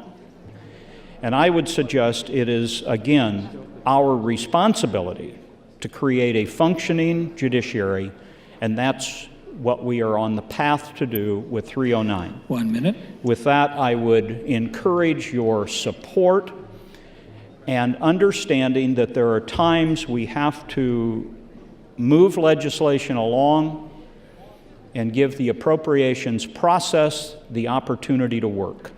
Thank you, Mr. President. Thank you, Senator Williams. Senator LeGrone, you're recognized. Thank you, Mr. President. And I, for the most part, agree with everything Senator Williams just said. My issue with the fiscal note on this bill is not that it's too high and that I don't think it can be dealt with through the appropriations process. My issue with the fiscal note is that I think it's artificially low because it has, how our court system works, it has an unfunded mandate down to our counties. I am not saying we don't need a district judge. We absolutely do need another district judge in Douglas County. My point is merely that the state, if it's going to mandate that, needs to pay for it. And we'll get more into that when we get to the amendments, and I'll wait on that so it makes more sense. But with that, I'll yield the remainder of my time to Senator Chambers. Senator Chambers, you're yielded 4 minutes, 25 seconds. Thank you, Mr. President. Thank you, Senator LeGrone. Members of the legislature, you heard me mention in glowing terms Field Marshal Erwin Rommel. What I'm going to do is read from the jacket notes. At the very top, in red letters, is this quotation, quote, "What else matters but beating him," unquote. That was stated by Winston Churchill in Cairo, Egypt in 1942. What is Winston Churchill doing in Egypt? A lot of people don't know Egypt is in Africa. And I'm going to have to digress for a minute. All these European countries who want to build fences and keep out what they call these migrants, it's a matter strictly of chickens coming home to roost. Africans did not invade Europe. Europeans invaded Africa. They went to all these countries. The Indians in the land, the nation of India, they didn't go to Europe. Britishers went to India and colonized, brutalized the people. Every population group now trying to get into Europe was first invaded by the Europeans when they thought they could make a lot of money from tea and silk and exotic items. They went everywhere, not just the Phoenicians. And everywhere they went, they took death, destruction with them. They had no respect for the people. It was as though those people had no social structure whatsoever. Americans carry that attitude with them when they go to Europe. They're loud, they're brash, they are rude, they don't respect the women, they don't respect the traditions of the people, and that's because in this country, they're like spoiled brats. You can see some of that on the floor of the legislature. They think that they are entitled to certain things, and they behave like spoiled brats when they don't get it. When the chickens come home to roost, that's when you ought to do some reflecting. Did you prepare the pathway that is now being used by these people to come where you are? Going back to Rommel, I had mentioned Cairo, where Winston Churchill was when he talked about nothing else being important other than beating Field Marshal Rommel. In any numbering of the great captains of history, the name of Erwin Rommel must stand in the first rank. 1 minute. He was the outstanding Axis field commander of the Second World War and was respected, even admired, as well as feared by his opponents. Here, it seemed to the Allies, was a supremely professional soldier, chivalrous, decent, untainted by the crimes of the Nazi regime, carrying out his duty with often dazzling success. My time that I was given is up, so I'm going to stop and continue. Thank you, Mr. President.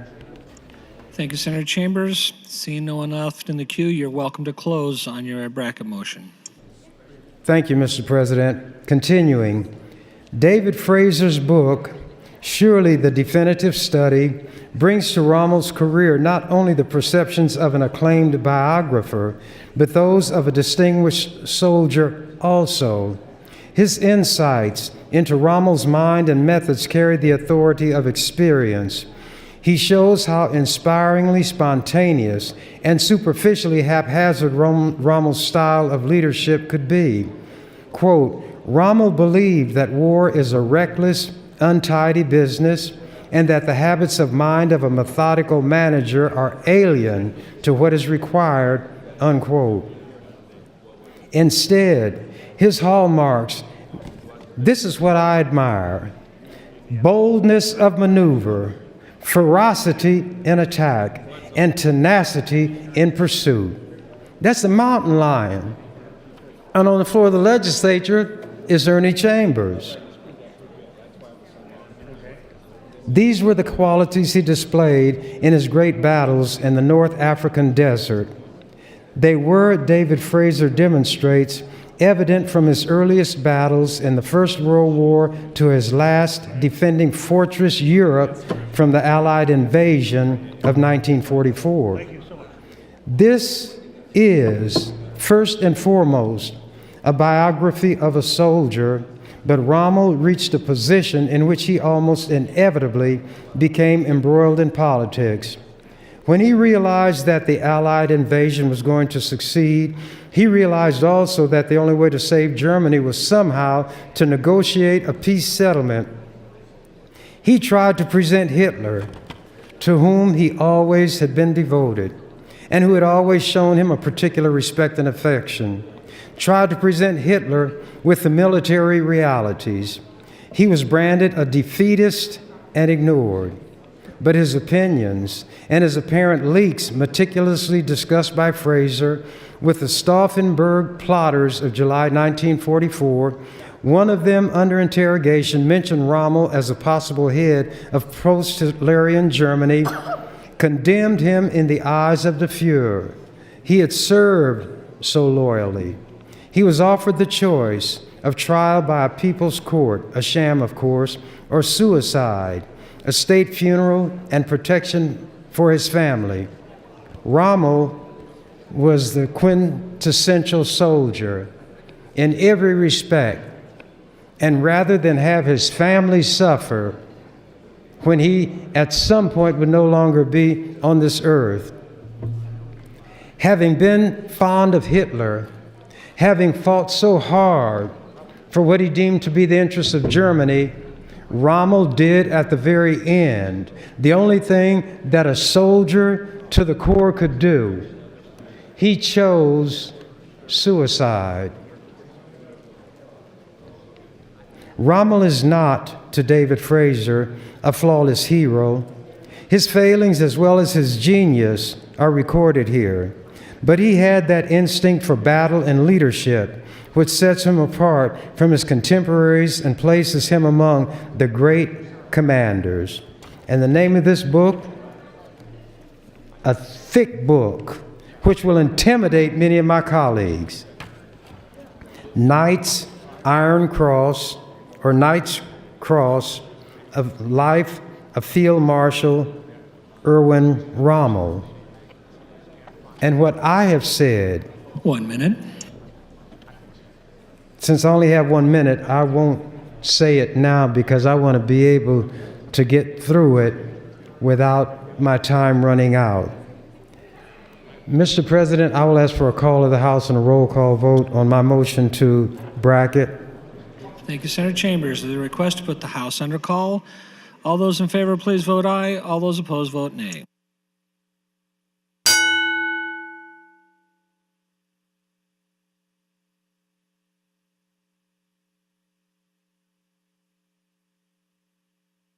Please record. 16 ayes, 1 nay to place the House under call. The House is under call. Senators, the House is under call. If you're off the floor, please return to the floor and record your presence. The House is under call.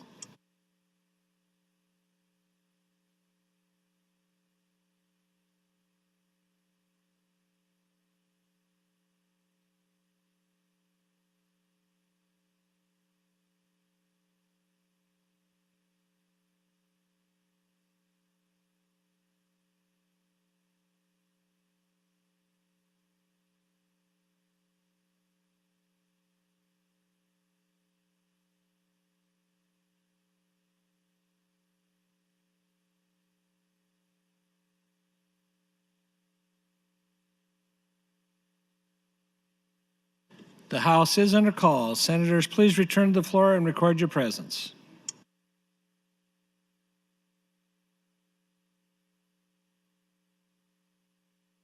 Senator Erdman and Senator Groney, would you please check in?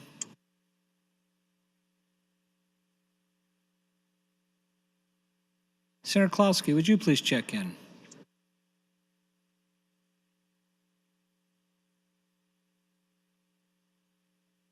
Senator McDonald and Senator Klosky, would you please check in?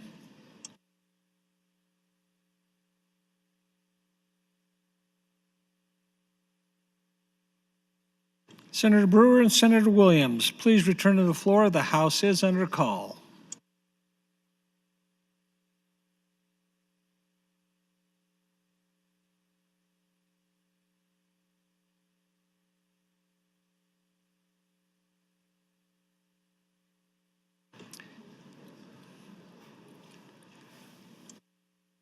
Senator Williams, please return to the floor. The House is under call.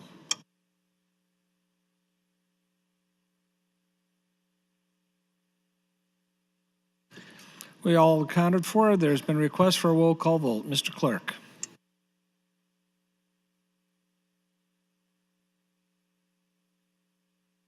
Senator Albright. Voting no, Senator Arch. Voting no, Senator Blood. Voting no, Senator Bowles. Voting no, Senator Bostelman. Voting no, Senator Brandt. Voting no, Senator Brewer. Voting no, Senator Breezy. Voting no, Senator Kavanaugh. Voting no, Senator Chambers. Not voting, Senator Clements. Voting no, Senator Crawford. Voting no, Senator DeBoer. Voting no, Senator Dorn. Voting no, Senator Erdman. Not voting, Senator Friesen. Not voting, Senator Geist. Voting no, Senator Gregert. Voting no, Senator Groney. Voting yes, Senator Holleran. Voting no, Senator Ben Hansen. Voting no, Senator Matt Hansen. Voting no, Senator Hilgers. Voting no, Senator Hilkeman. Voting no, Senator Howard. Voting no, Senator Hughes. Voting no, Senator Hunt. Voting no, Senator Kalowski. Voting no, Senator Coulterman. Voting no, Senator LeGrone. Voting no, Senator Lathrop. Voting no, Senator Lindstrom. Voting no, Senator Linehan. Voting no, Senator Lowe. Voting no, Senator McCollister. Voting no, Senator McDonald. Voting no, Senator Moorfeld. Voting no, Senator Mosier. Voting no, Senator Merman. Voting no, Senator Pansing Brooks. Voting no, Senator Quick. Voting no, Senator Scheer. Voting no, Senator Slama. Voting no, Senator Stinner. Voting no, Senator Vargas. Voting no, Senator Walls. Voting no, Senator Wayne. Voting no, Senator Williams. Voting no, Senator Wishart. Voting no. The vote is 1A, 45 nays on the motion to bracket. The bracket is not adopted. Mr. Clerk, for a motion. Mr. President, Senator Chambers would move to reconsider the vote just taken. I raise the call. Senator Chambers, you're welcome to open. Thank you. Mr. President, members of the legislature, when Rommel was in Africa fighting, there was a fort, and it turned out to be easier to take than Rommel had first suspected. And That was on June 20th. And when the fort fell, this is what the book says, and this is from page 337. At 6 o'clock next morning, Cloture sent emissaries to negotiate surrender. The fortress of Tobruk, with its port, its stocks, huge numbers of vehicles on which Rommel would be increasingly dependent, and 32,000 prisoners had fallen in 24 hours. At 9:45 on that morning of 21st June, Rommel signaled to the whole of the Panzer Army, Africa, Fortress Tobruk has capitulated. All units will reassemble and prepare for further advance. He had quickly settled the first details of the surrender, and this for the racist white American army and the racists who live today. The South Africans had asked the considerable number of black prisoners should be segregated from the whites, a request Rommel turned down flatly, saying that the blacks were South African soldiers, had fought alongside whites, worn the same uniform, and were all captives together. He did not do like Churchill and say, respect the racism of South Africa. As Churchill said, expect the racism of the Americans. Aren't the Americans the ones who were for freedom, justice, and equality? Aren't they the ones who fought under that rag up there? But they were the ones who discriminated against the black soldiers who were under that rag, thinking that they might get some freedom, might get some justice. You know what Sammy Davis Jr. said happened to him when he was in the military? He was in the Army. 6 white guys jumped on him. He wasn't any bigger than a minute. They beat the stew out of him. Then they would pour urine on him. They poured urine in his beer. And they harassed and hounded that very small black man. And it took 6 of them when 1 of them would have been enough. But they are so cowardly, like the ones who will call me and not show themselves to me. And there are some of those people on this floor who say things that they don't think will get back to me. But I don't get involved in the gossip mongering, in the busybodiness. I take care of what it is that I think I ought to be dealing with. And if those people want to come to me with it, then we'll be on a different footing. But if Rommel were a Nazi, and had manifested this egalitarianism that he did, that all of you who wear the same uniform are a part of the same army, and when you're captured, you're all prisoners together, and you are going to be treated the same way, not like the Americans who told the British, don't treat these black soldiers like human beings. And when black men were bringing prisoners of war to this country, Italians who tried to destroy your country, Germans who tried to destroy your country and killed many of you on trains. The black soldiers in the American uniform rode in the segregated coaches. The black soldiers in American uniforms could not go into white restaurants when those Italian and Nazi prisoners of war were with them. They went inside. That's why I'm upset, and you all are not. Because it was people of your complexion who are carrying out the segregated policies that have always marked America and mark America right now. That's why you get so upset at what I say, because it's true. If I were saying that you all destroyed Mars, you'd laugh. You've never been to Mars. I'd say you corrupted life on the moon. You don't even believe there is life on the moon. You'd laugh. But when I talk about the rape of black women, that's your leaders. The sale of black children like cows, pigs, and chickens, that's your ancestors, the fathers of your country. and you don't like to hear it. And that same attitude exists today, not only in this country, in this state, but on the floor of this legislature. And some of you know it, and I know who some of you are. But if you don't bring it to me, then we'll get along fine. But if you want to bring it to me, here I am. And I'm going to say what I want to say. I'm going to do what I think I ought to do. And some idiot had some comments to make about my remarks about the flag. News navigation is some kind of gun outfit, and they start out with a falsehood. A Nebraska, quote, a Nebraska Democrat has filed a bill that would prevent law enforcement from serving or working as resource officers in schools in the state.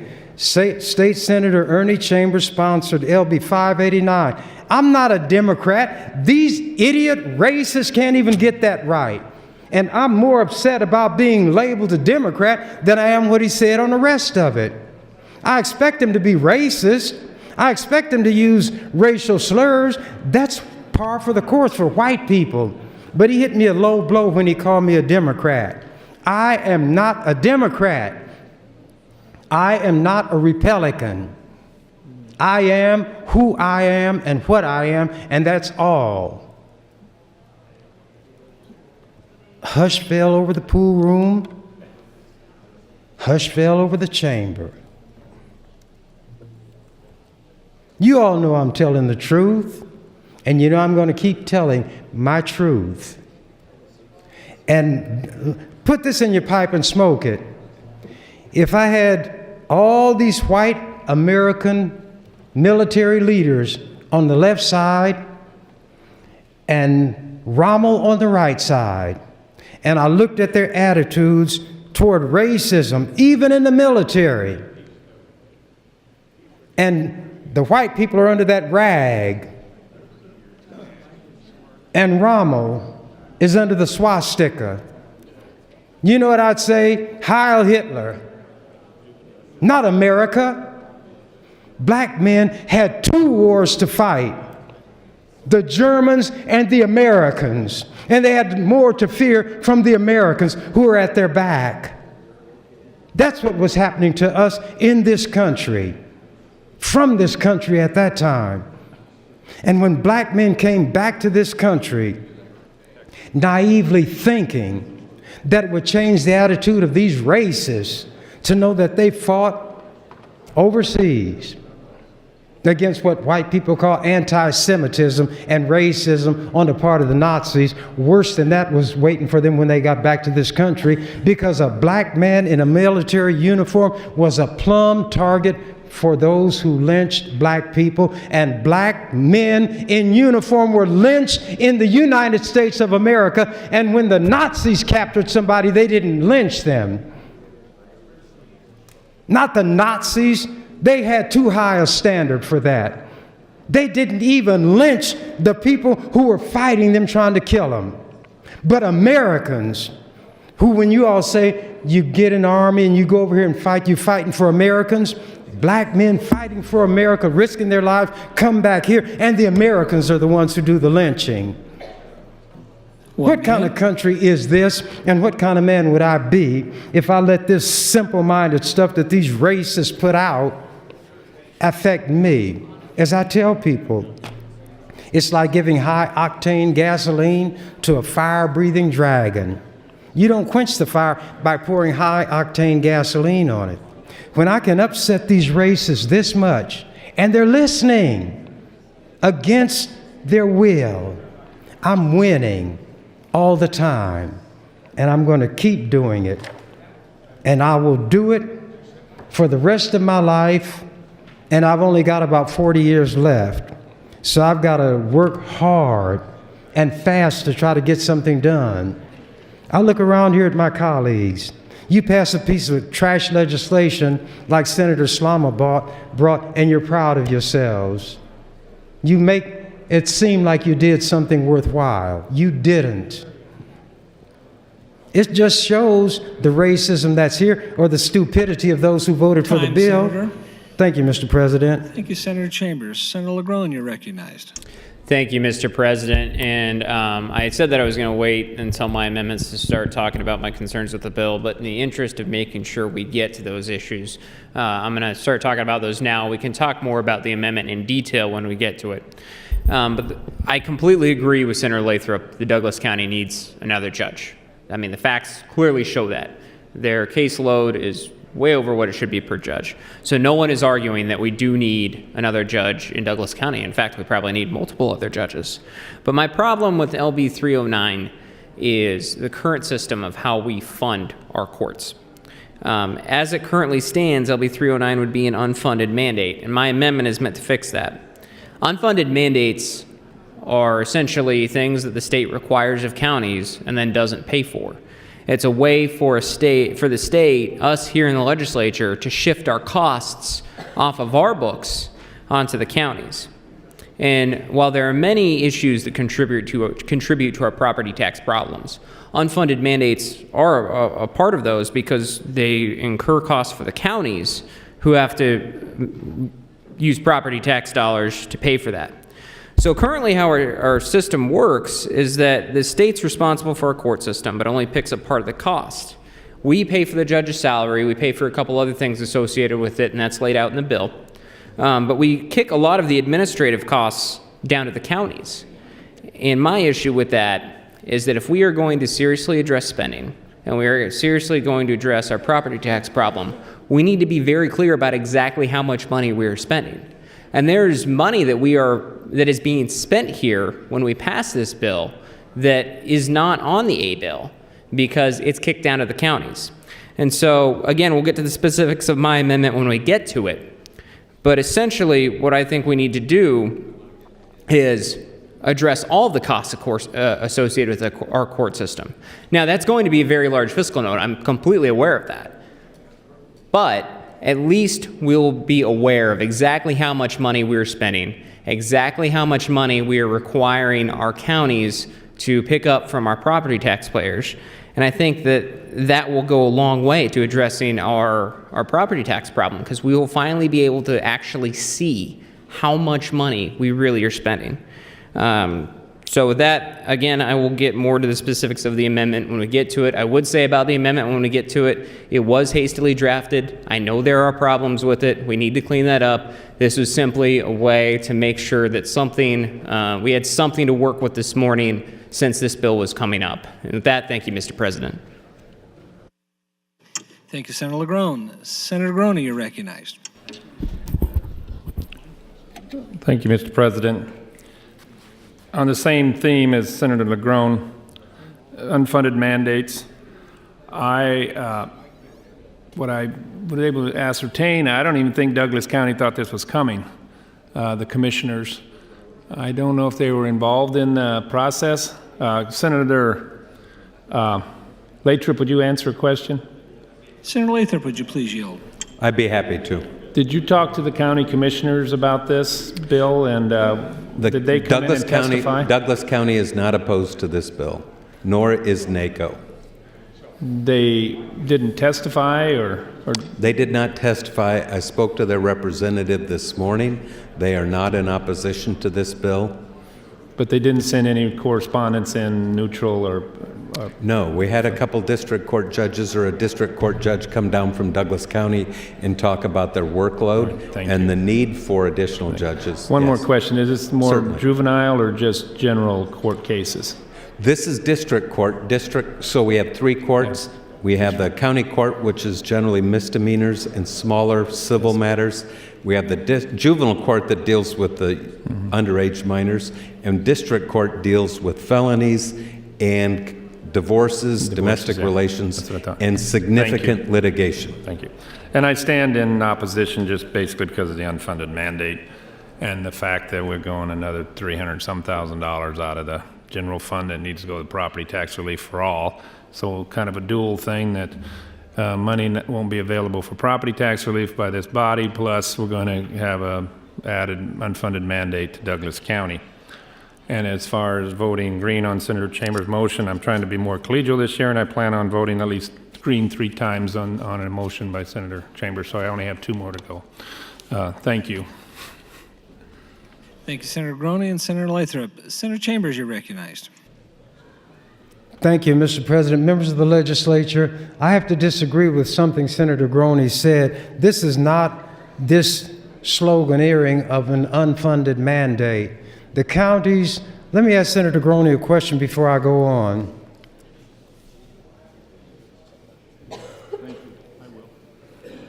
Senator Groney, would you please yield? Yes. Senator Groney, does the legislature create counties? Yes. So, Did. Past okay, tense. whatever they do because the legislature authorized them to do so. Is that correct? 100% agreement. I've used the same argument before. And they are like hand persons for the state and of the state doing those things that they're instructed to do. Isn't that correct? True. All local government was created by this body. Thank you. Members of the legislature, that is called a shibboleth. That phrase, unfunded mandates, is thrown up for any and everything that people don't like. The fact that the courts are created by the legislature, there are some in the Constitution, but there are certain courts that can be brought into being by the legislature, and they are courts with the same status as other courts, except that their jurisdiction might be different. But to say that this has something to do with property taxes when it deals with Douglas County is beyond my ability to comprehend. I never knew that rural senators were concerned about the property taxes paid by people in Douglas or Sarpy or Lancaster, because they're the ones that the rural people are going to have to shift taxes to in order to try to get some relief out there where they are. So all that Senator Groney is doing is giving an argument which he knows is going nowhere. It sounds like the right thing to say, but this bill, I believe, is going to advance if and when you get to vote for it. I believe it will be passed, and I don't believe the governor will veto it. Now, something that would guarantee he wouldn't veto it is if I vote against it. Then you know he would sign it. That's how petty he is. But when you have a court system, and it's one of the three branches of government, nothing should be done to hurt that branch of government in a systemic way. Salaries are a different matter, and I am going to have a different approach to the salaries for these judges. And I will talk about some of the wrongful things that judges have done. But what those wrongful things are, to me, have nothing to do with a bill like this. I have not been shown by anybody that the person who will be appointed to the judgeship will be like that other guy who quit because of sexual improprieties in Lancaster County. And nothing was done to him at all. He was allowed to resign. And that meant that he could not be punished by the Judicial Qualifications Commission because he was not a judge. They had enough evidence to kick him off the bench. The Chief Justice said publicly the wise thing for him to do was to leave.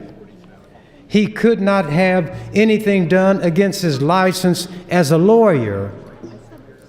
Why is that? Because the Judicial Qualifications withholds evidence that they had from the Counsel for Discipline's office. Therefore, this judge, who is unfit to sit on the Nebraska Supreme Court, unfit to be a judge, is still practicing law, because the judges and the lawyers take care of themselves and their own. The judicial qualifications were clever, not the Qualifications Commission Time, itself, Senator. but those who spoke. Thank you. Thank you, Senator Chambers and Senator Groney. Senator Lathrop, you're recognized. Thank you, Mr. President, colleagues. I intended to wait until Senator LaGrone's amendment was up to talk about it, but apparently that's going to be the discussion on the current motion, and I don't want you to break for lunch and spend the night without having heard from me about this amendment. The amendment is, for all practical purposes, what I would refer to as a poison pill. This bill has a fiscal note that is the cost of a district court judge. The amendment, which I appreciate, if we add a district court judge to Douglas County, I appreciate Senator LaGrone's concern for Douglas County property taxpayers who are not in his district. Douglas County will pay for a bailiff and a court reporter. The state will pay for the district court judge, which is why we have a fiscal note. The amendment offered by Senator LaGrone would require that the state, now you want to talk about property tax relief, hang on a minute and listen up. The state would, from the general fund, reimburse the counties. Money that won't be there for your property tax relief would reimburse the counties for all the expense, including the space they take up in the courthouse. That will blow the fiscal note up, which I would submit is the purpose of the amendment in the first place. It doesn't provide people with property tax relief. It's not going to fix a single thing. It is an attempt to try to derail a bill so that Douglas County can pick up a needed district court judge. Now I'm going to talk about the level of cooperation that happens in this place, because I've been around for these conversations in the past. For 8 years I was. And here is the conversation. We all have an obligation to our district, right? But we are all state senators, and we have a problem in Douglas County, and that doesn't make it a problem of a couple of people that happen to live in Douglas County that serve in this body. It is a state problem. It is a state problem.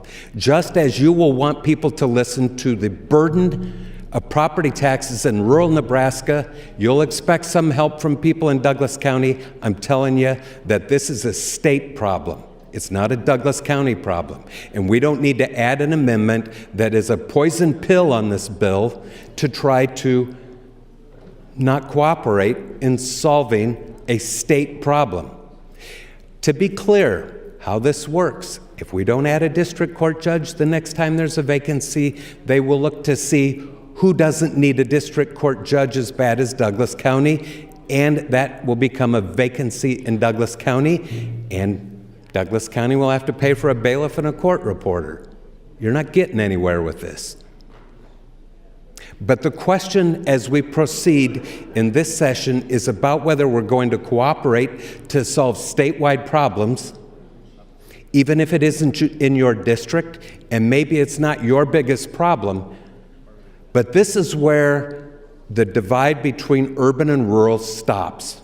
We don't do it with district court judge appointments, because if you're not going to help me or help Douglas County get judges that can hear cases, and Senator Wayne was telling me he's got somebody that's awaiting sentence in Douglas County, been 3 months. Can't get him in front of a district court judge. Guess where his client's sitting? In the county jail. And guess what the county jail's doing? They're paying a daily rate to have that person sit there. This is way more complex than simply dropping a bill that's going to blow up a fiscal note and make this thing radioactive. That's what's happening with the amendment that we'll see after we get done with Senator Chambers' bracket motion. Colleagues, this is a state issue, and if you want to talk about unfunded mandates, let me share something with you. Every time we don't properly fund the state patrol, they're turning that into a county sheriff issue. I was talking to Senator Stenner. They're down about 48 vacancies at the state patrol. Those of you that live in greater Nebraska, outside of Douglas County, outside of Sarpy, who's picking up where those state troopers used to serve? It's your county sheriffs. We can do that with mental health. And I'm looking around the room and seeing the people that have introduced bills in Judiciary Committee to deal with the fact that the state hasn't come through on mental health. So who's picking up that tab? It's an unfunded mandate to your counties. Time, Senator. Thank you. Thank you, Senator Lathrop. Senator LeGrone, you're recognized. Thank you, Mr. President. And I'll get to Senator Lathrop's comments in a moment because this is why I wanted to get to the amendment, is I can explain why I introduced it the way I do. And I can assure Senator Lathrop, I have no intention of it being a poison pill. I have no expectation that the amendment will go forward in its current form. But something Senator Chambers said, I think, deserves comment, because I think it really helps to understand the underlying issue that we're dealing with here. And Senator Chambers indicated that the states created the counties, and that the counties are effectively functionaries of the state. And what he's referring to is the Dillon's Rule concept. And so that concept says that the state creates the counties, the state can give the counties what powers it wants, and then the counties can't really go beyond that. We'll get into how Nebraska's altered that slightly in a minute. But just the general rule on Dillon's Rule, so we understand what we're talking about here, is that it's named after Judge John F. Dillon of the Iowa Supreme Court, who authored the rule on his first commentaries on law. Essentially what it says is that a local government can exercise only the powers that's granted to it expressly, those necessarily or fairly implied to the powers it is expressly granted, and those essential to the accomplishment of declared objects and purposes of the local government, not simply convenient but indispensable. So it's really the counterpart to the plenary rule that the state has all the legislative power, which is the foundation of state government. And Nebraska has modified that. We can get into, I'll spare you the long details, but just to touch on it shortly, there's the sword power, which is what can counties do, and the shield power, which is what can counties, or any other locality for that matter, block the state from doing. Now in Nebraska, what we've essentially said is the counties or any local government has a very large amount of sword power. They can do what they need to do, and we could home rule for localities and counties that have that is another discussion. But what they lack is a shield power, so they can't stop the state from doing anything. And so how that brings us here is anytime we have, we can make the localities do anything that we want to make them do.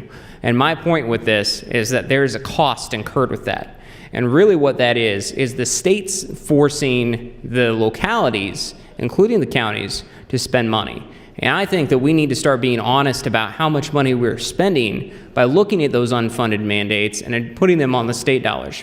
Now, to address Senator Lathrop's comments, because I don't, about the amendment, I introduced the amendment, again, as a hastily drafted blanket amendment. It includes a lot of stuff. My goal is to have a conversation. What should the counties pay for, and what should the state pay for? I think that we can have that conversation with an amendment that brings it all in. Are we going to amend a lot of that out of it? Probably, absolutely. And that will bring the fiscal note down.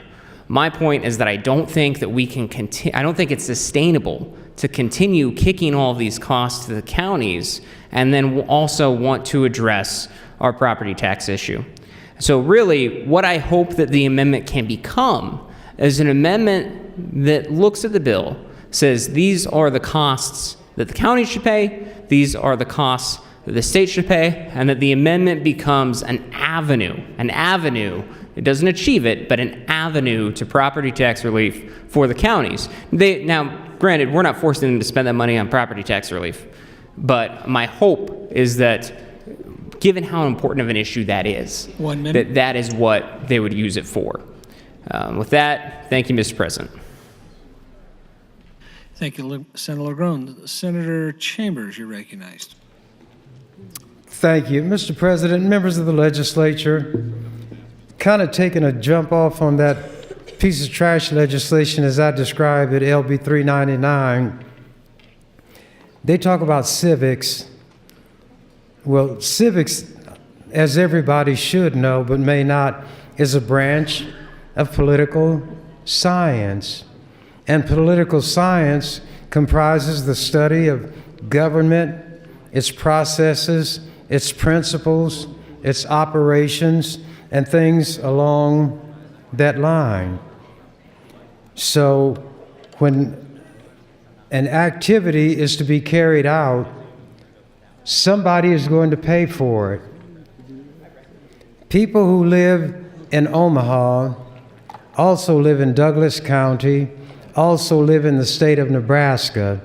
So these are not discrete individuals who pay taxes only to one entity. What has to be done is to look at those essential elements that go to the very structure and functioning of the government. This is a tripartite government. There are 3 distinct branches. Each is assigned by the Constitution with certain powers that cannot be encroached upon by the other 2 together or individually unless specifically authorized by the Constitution. The judicial system is critical to the proper functioning of any society, even if it's totalitarian, even if it's National Socialist or Nazi. Now, judges can be corrupted, judges can be influenced, judges can be intimidated. But when you look at the structure of a judicial system, it is essential that one exist. I'm going to let you all get away with saying that the purpose of the American judiciary at the federal level, at the state level, is to see that justice is dispensed. Justice consists of granting to a person his or her due. It is based on the notion in Nebraska that the doors to the courthouse are open to every individual for any problem or harm or wrong suffered in that person's person, property, name, and so forth. That's why I sued God, to show that the doors of the courthouse are to be open no matter what kind of action you bring. It's not for the legislature or anybody else to say, you cannot bring this action. The court has its doors open. A judge may say at the first instance that it comes before a judge, this is frivolous, and dismiss it.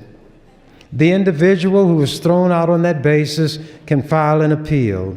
But nevertheless, the judicial process itself must be open to everybody. The judicial system functions through the judges and their staff and other judicial employees. If there is a location such as Douglas County, with the largest population of any county, you're going to have more judicial work than any other county.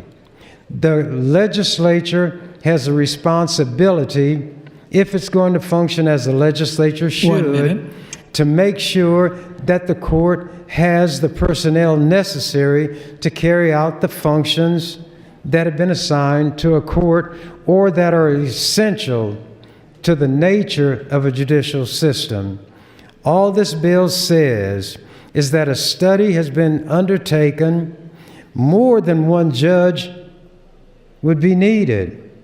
But looking at the practicality of the situation, Senator Lathrop brings a bill that says add one judge. That's why I have no doubt that this bill is going to advance. I have no doubt that it's going to be enacted. I have no doubt that the governor would sign it. How much time do I have, Mr. President? 8 seconds. 8 seconds? Okay, thank you. Thank you, Senator Chambers. Senator Breezy, you're welcome. You're welcome to open. You're just welcome to make a comment, I guess. Okay. Thank you, Mr. President. And that's what I do. I rise today to comment on this discussion here. And I'll first say I'm not opposed to Senator Lathrop's bill.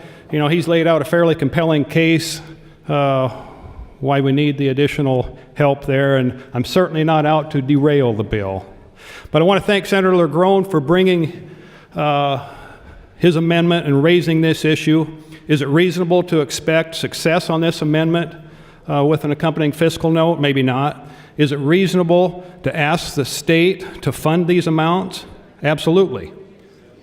Senator LeGrone has ably laid out his concerns over unfunded mandates, and folks, we're talking about property tax relief here. And yes, Senator Chambers, all Nebraskans need property tax relief. Whether you're a Cherry County rancher or Clay County farmer suffering from the highest property taxes in the country, or an urban Nebraska homeowner with the 6th to 7th highest property taxes in the country, you need property tax relief. You deserve property tax relief. And we could go on and on here listing unfunded mandates we impose on our local government.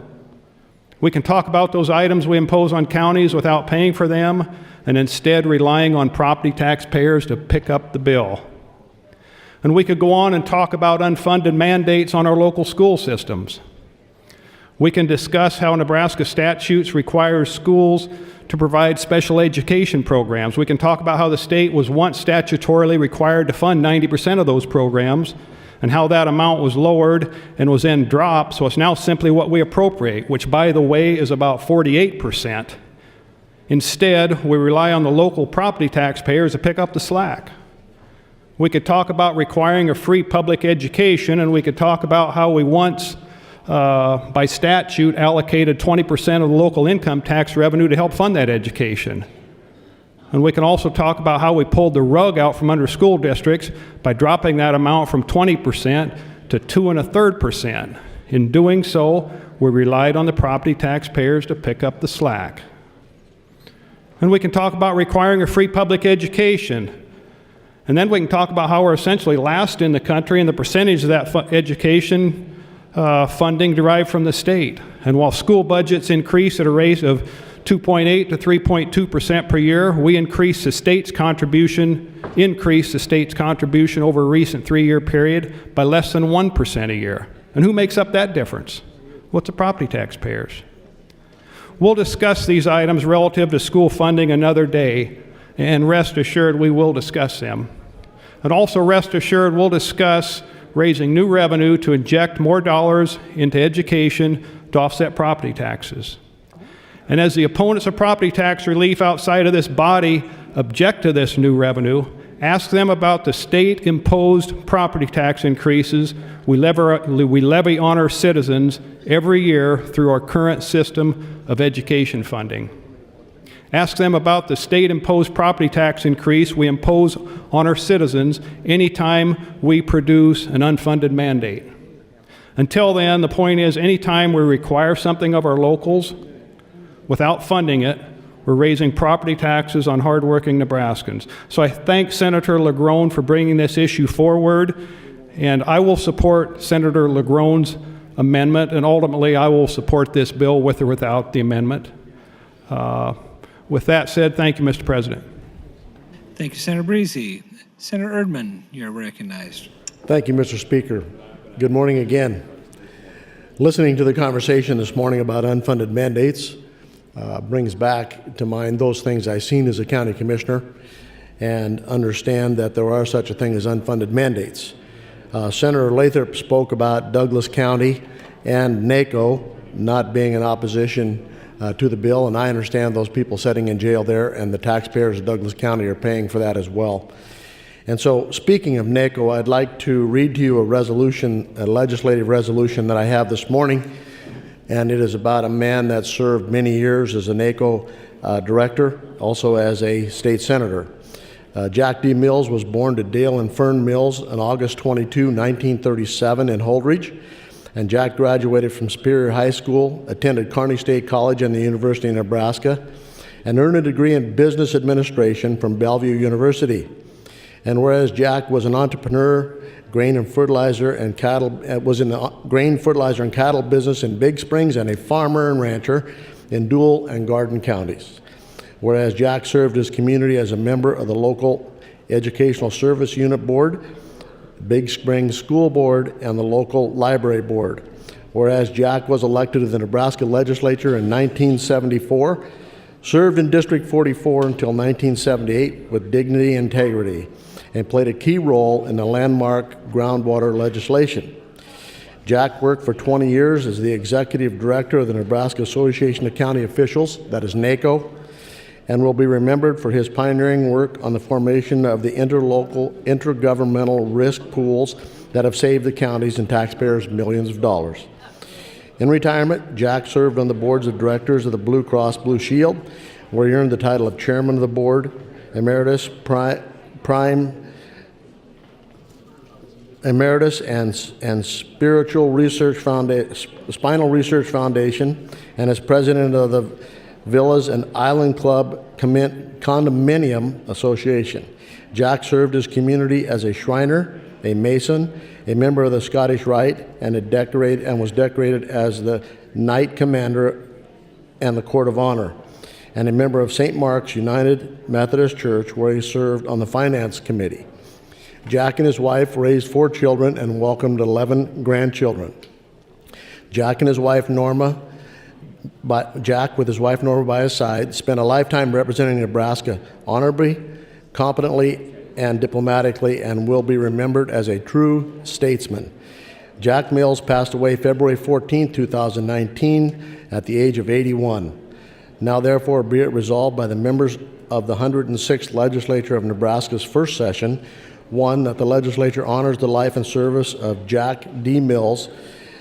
2, that the legislature extends deepest sympathy to the family of Jack D. Mills. And 3, that a copy of this resolution be sent to the family of Jack D. Mills. Thank you.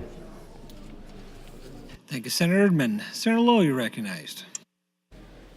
Thank you, Mr. President. You know, Omaha has a problem with not enough judges, and I think we all understand that, and we all have compassion for Omaha. LB 309 is a step in the right direction, but we must look at where this money comes from and if it is the county's responsibility for it or the state's. If Senator Chambers would like some time, I'd like to yield the rest of my time to Senator Chambers. Senator Chambers, 420. Thank you, Mr. President. Thank you, Senator Lowe. And Senator Lowe touched on the bill, and I will also. This bill is going to pass. I would like to ask Senator Breezy a question, if he would respond. Senator Breezy, would you please yield? Yes, I will. Senator Breezy, do you have the belly for a little wager this morning? Oh, not at all, Senator.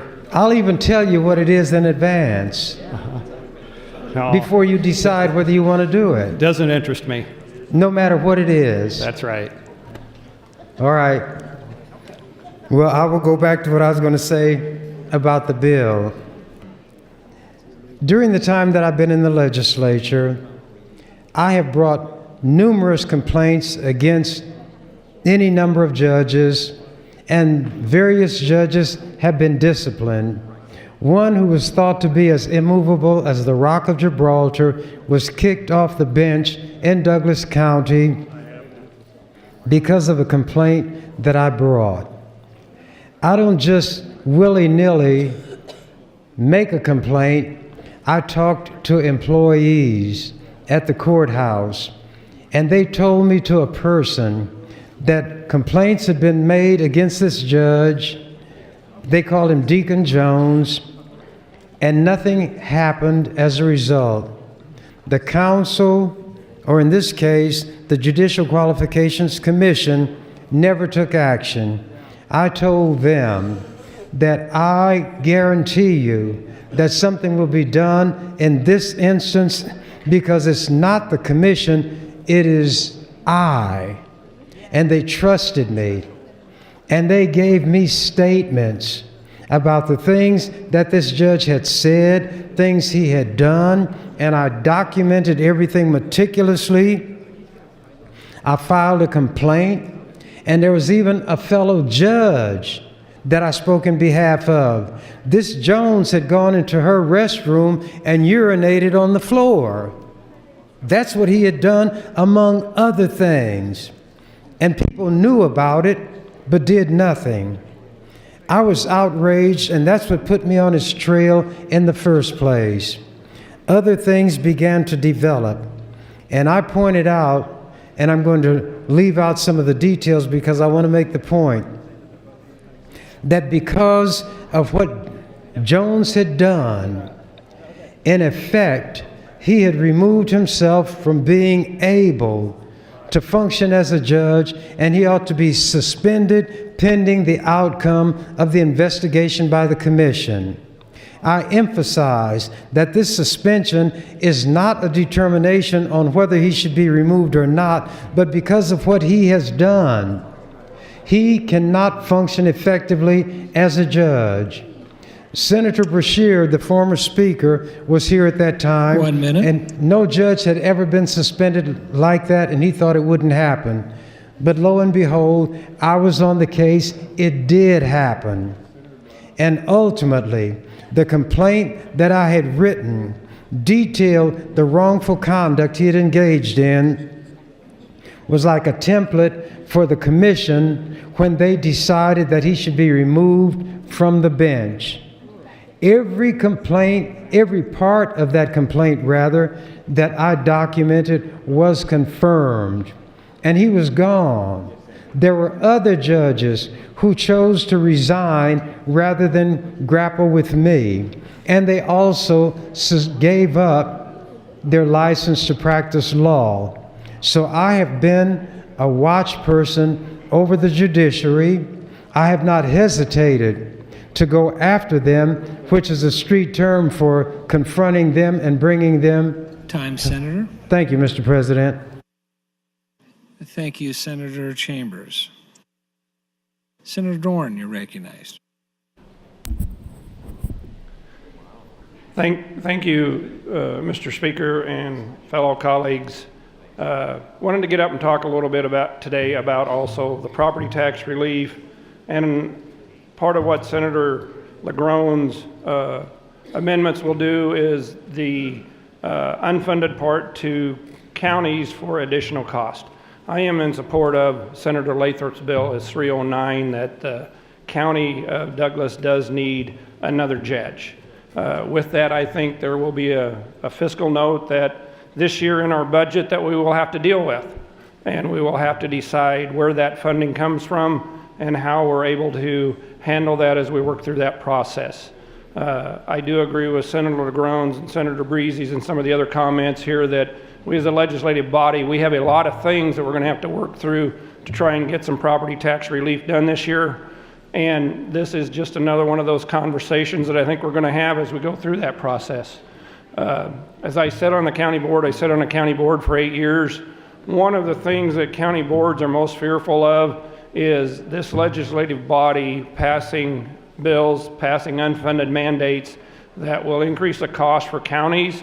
And then all the counties here is the counties need to decrease their spending. They have, the only way they can pay for their spending is by property taxes. So it's kind of a catch-22. This body gives them more of a cost, and yet they're supposed to have less spending and less tax asking. Like I said, I will be supporting Senator Lathrop's bill for a judge, but we have a lot of things on our plate here in this legislative session. Property taxes and a lot of other things. I think we need to move on and get some of these things done so that we can have some more votes and get some more bills passed. Thank you. Thank you, Senator Dorn. Items, Mr. Clerk. Thank you, Mr. President. The Committee on Enrollment and Review reports Legislative Bill 254 to select file with E&R amendments. They also report Legislative Bill 361 to select file. Notice of committee hearings from the Appropriations Committee. Amendments to be printed, Senator LaGrone to Legislative Bill 309. A series of name adds, Senator LaGrone to Legislative Bill 147, Senator Albright to Legislative Bill 462, and Senator Hunt to Legislative Bill 611. Finally, Mr. President, a priority motion. Senator Linehan would move to adjourn the body until Wednesday, February 27th, 2019 at 9:00 a.m. Thank you, Mr. Clerk. Colleagues, you've heard the motion to adjourn. All those in favor, please say aye. Any opposed, say nay. The ayes have it. We are adjourned.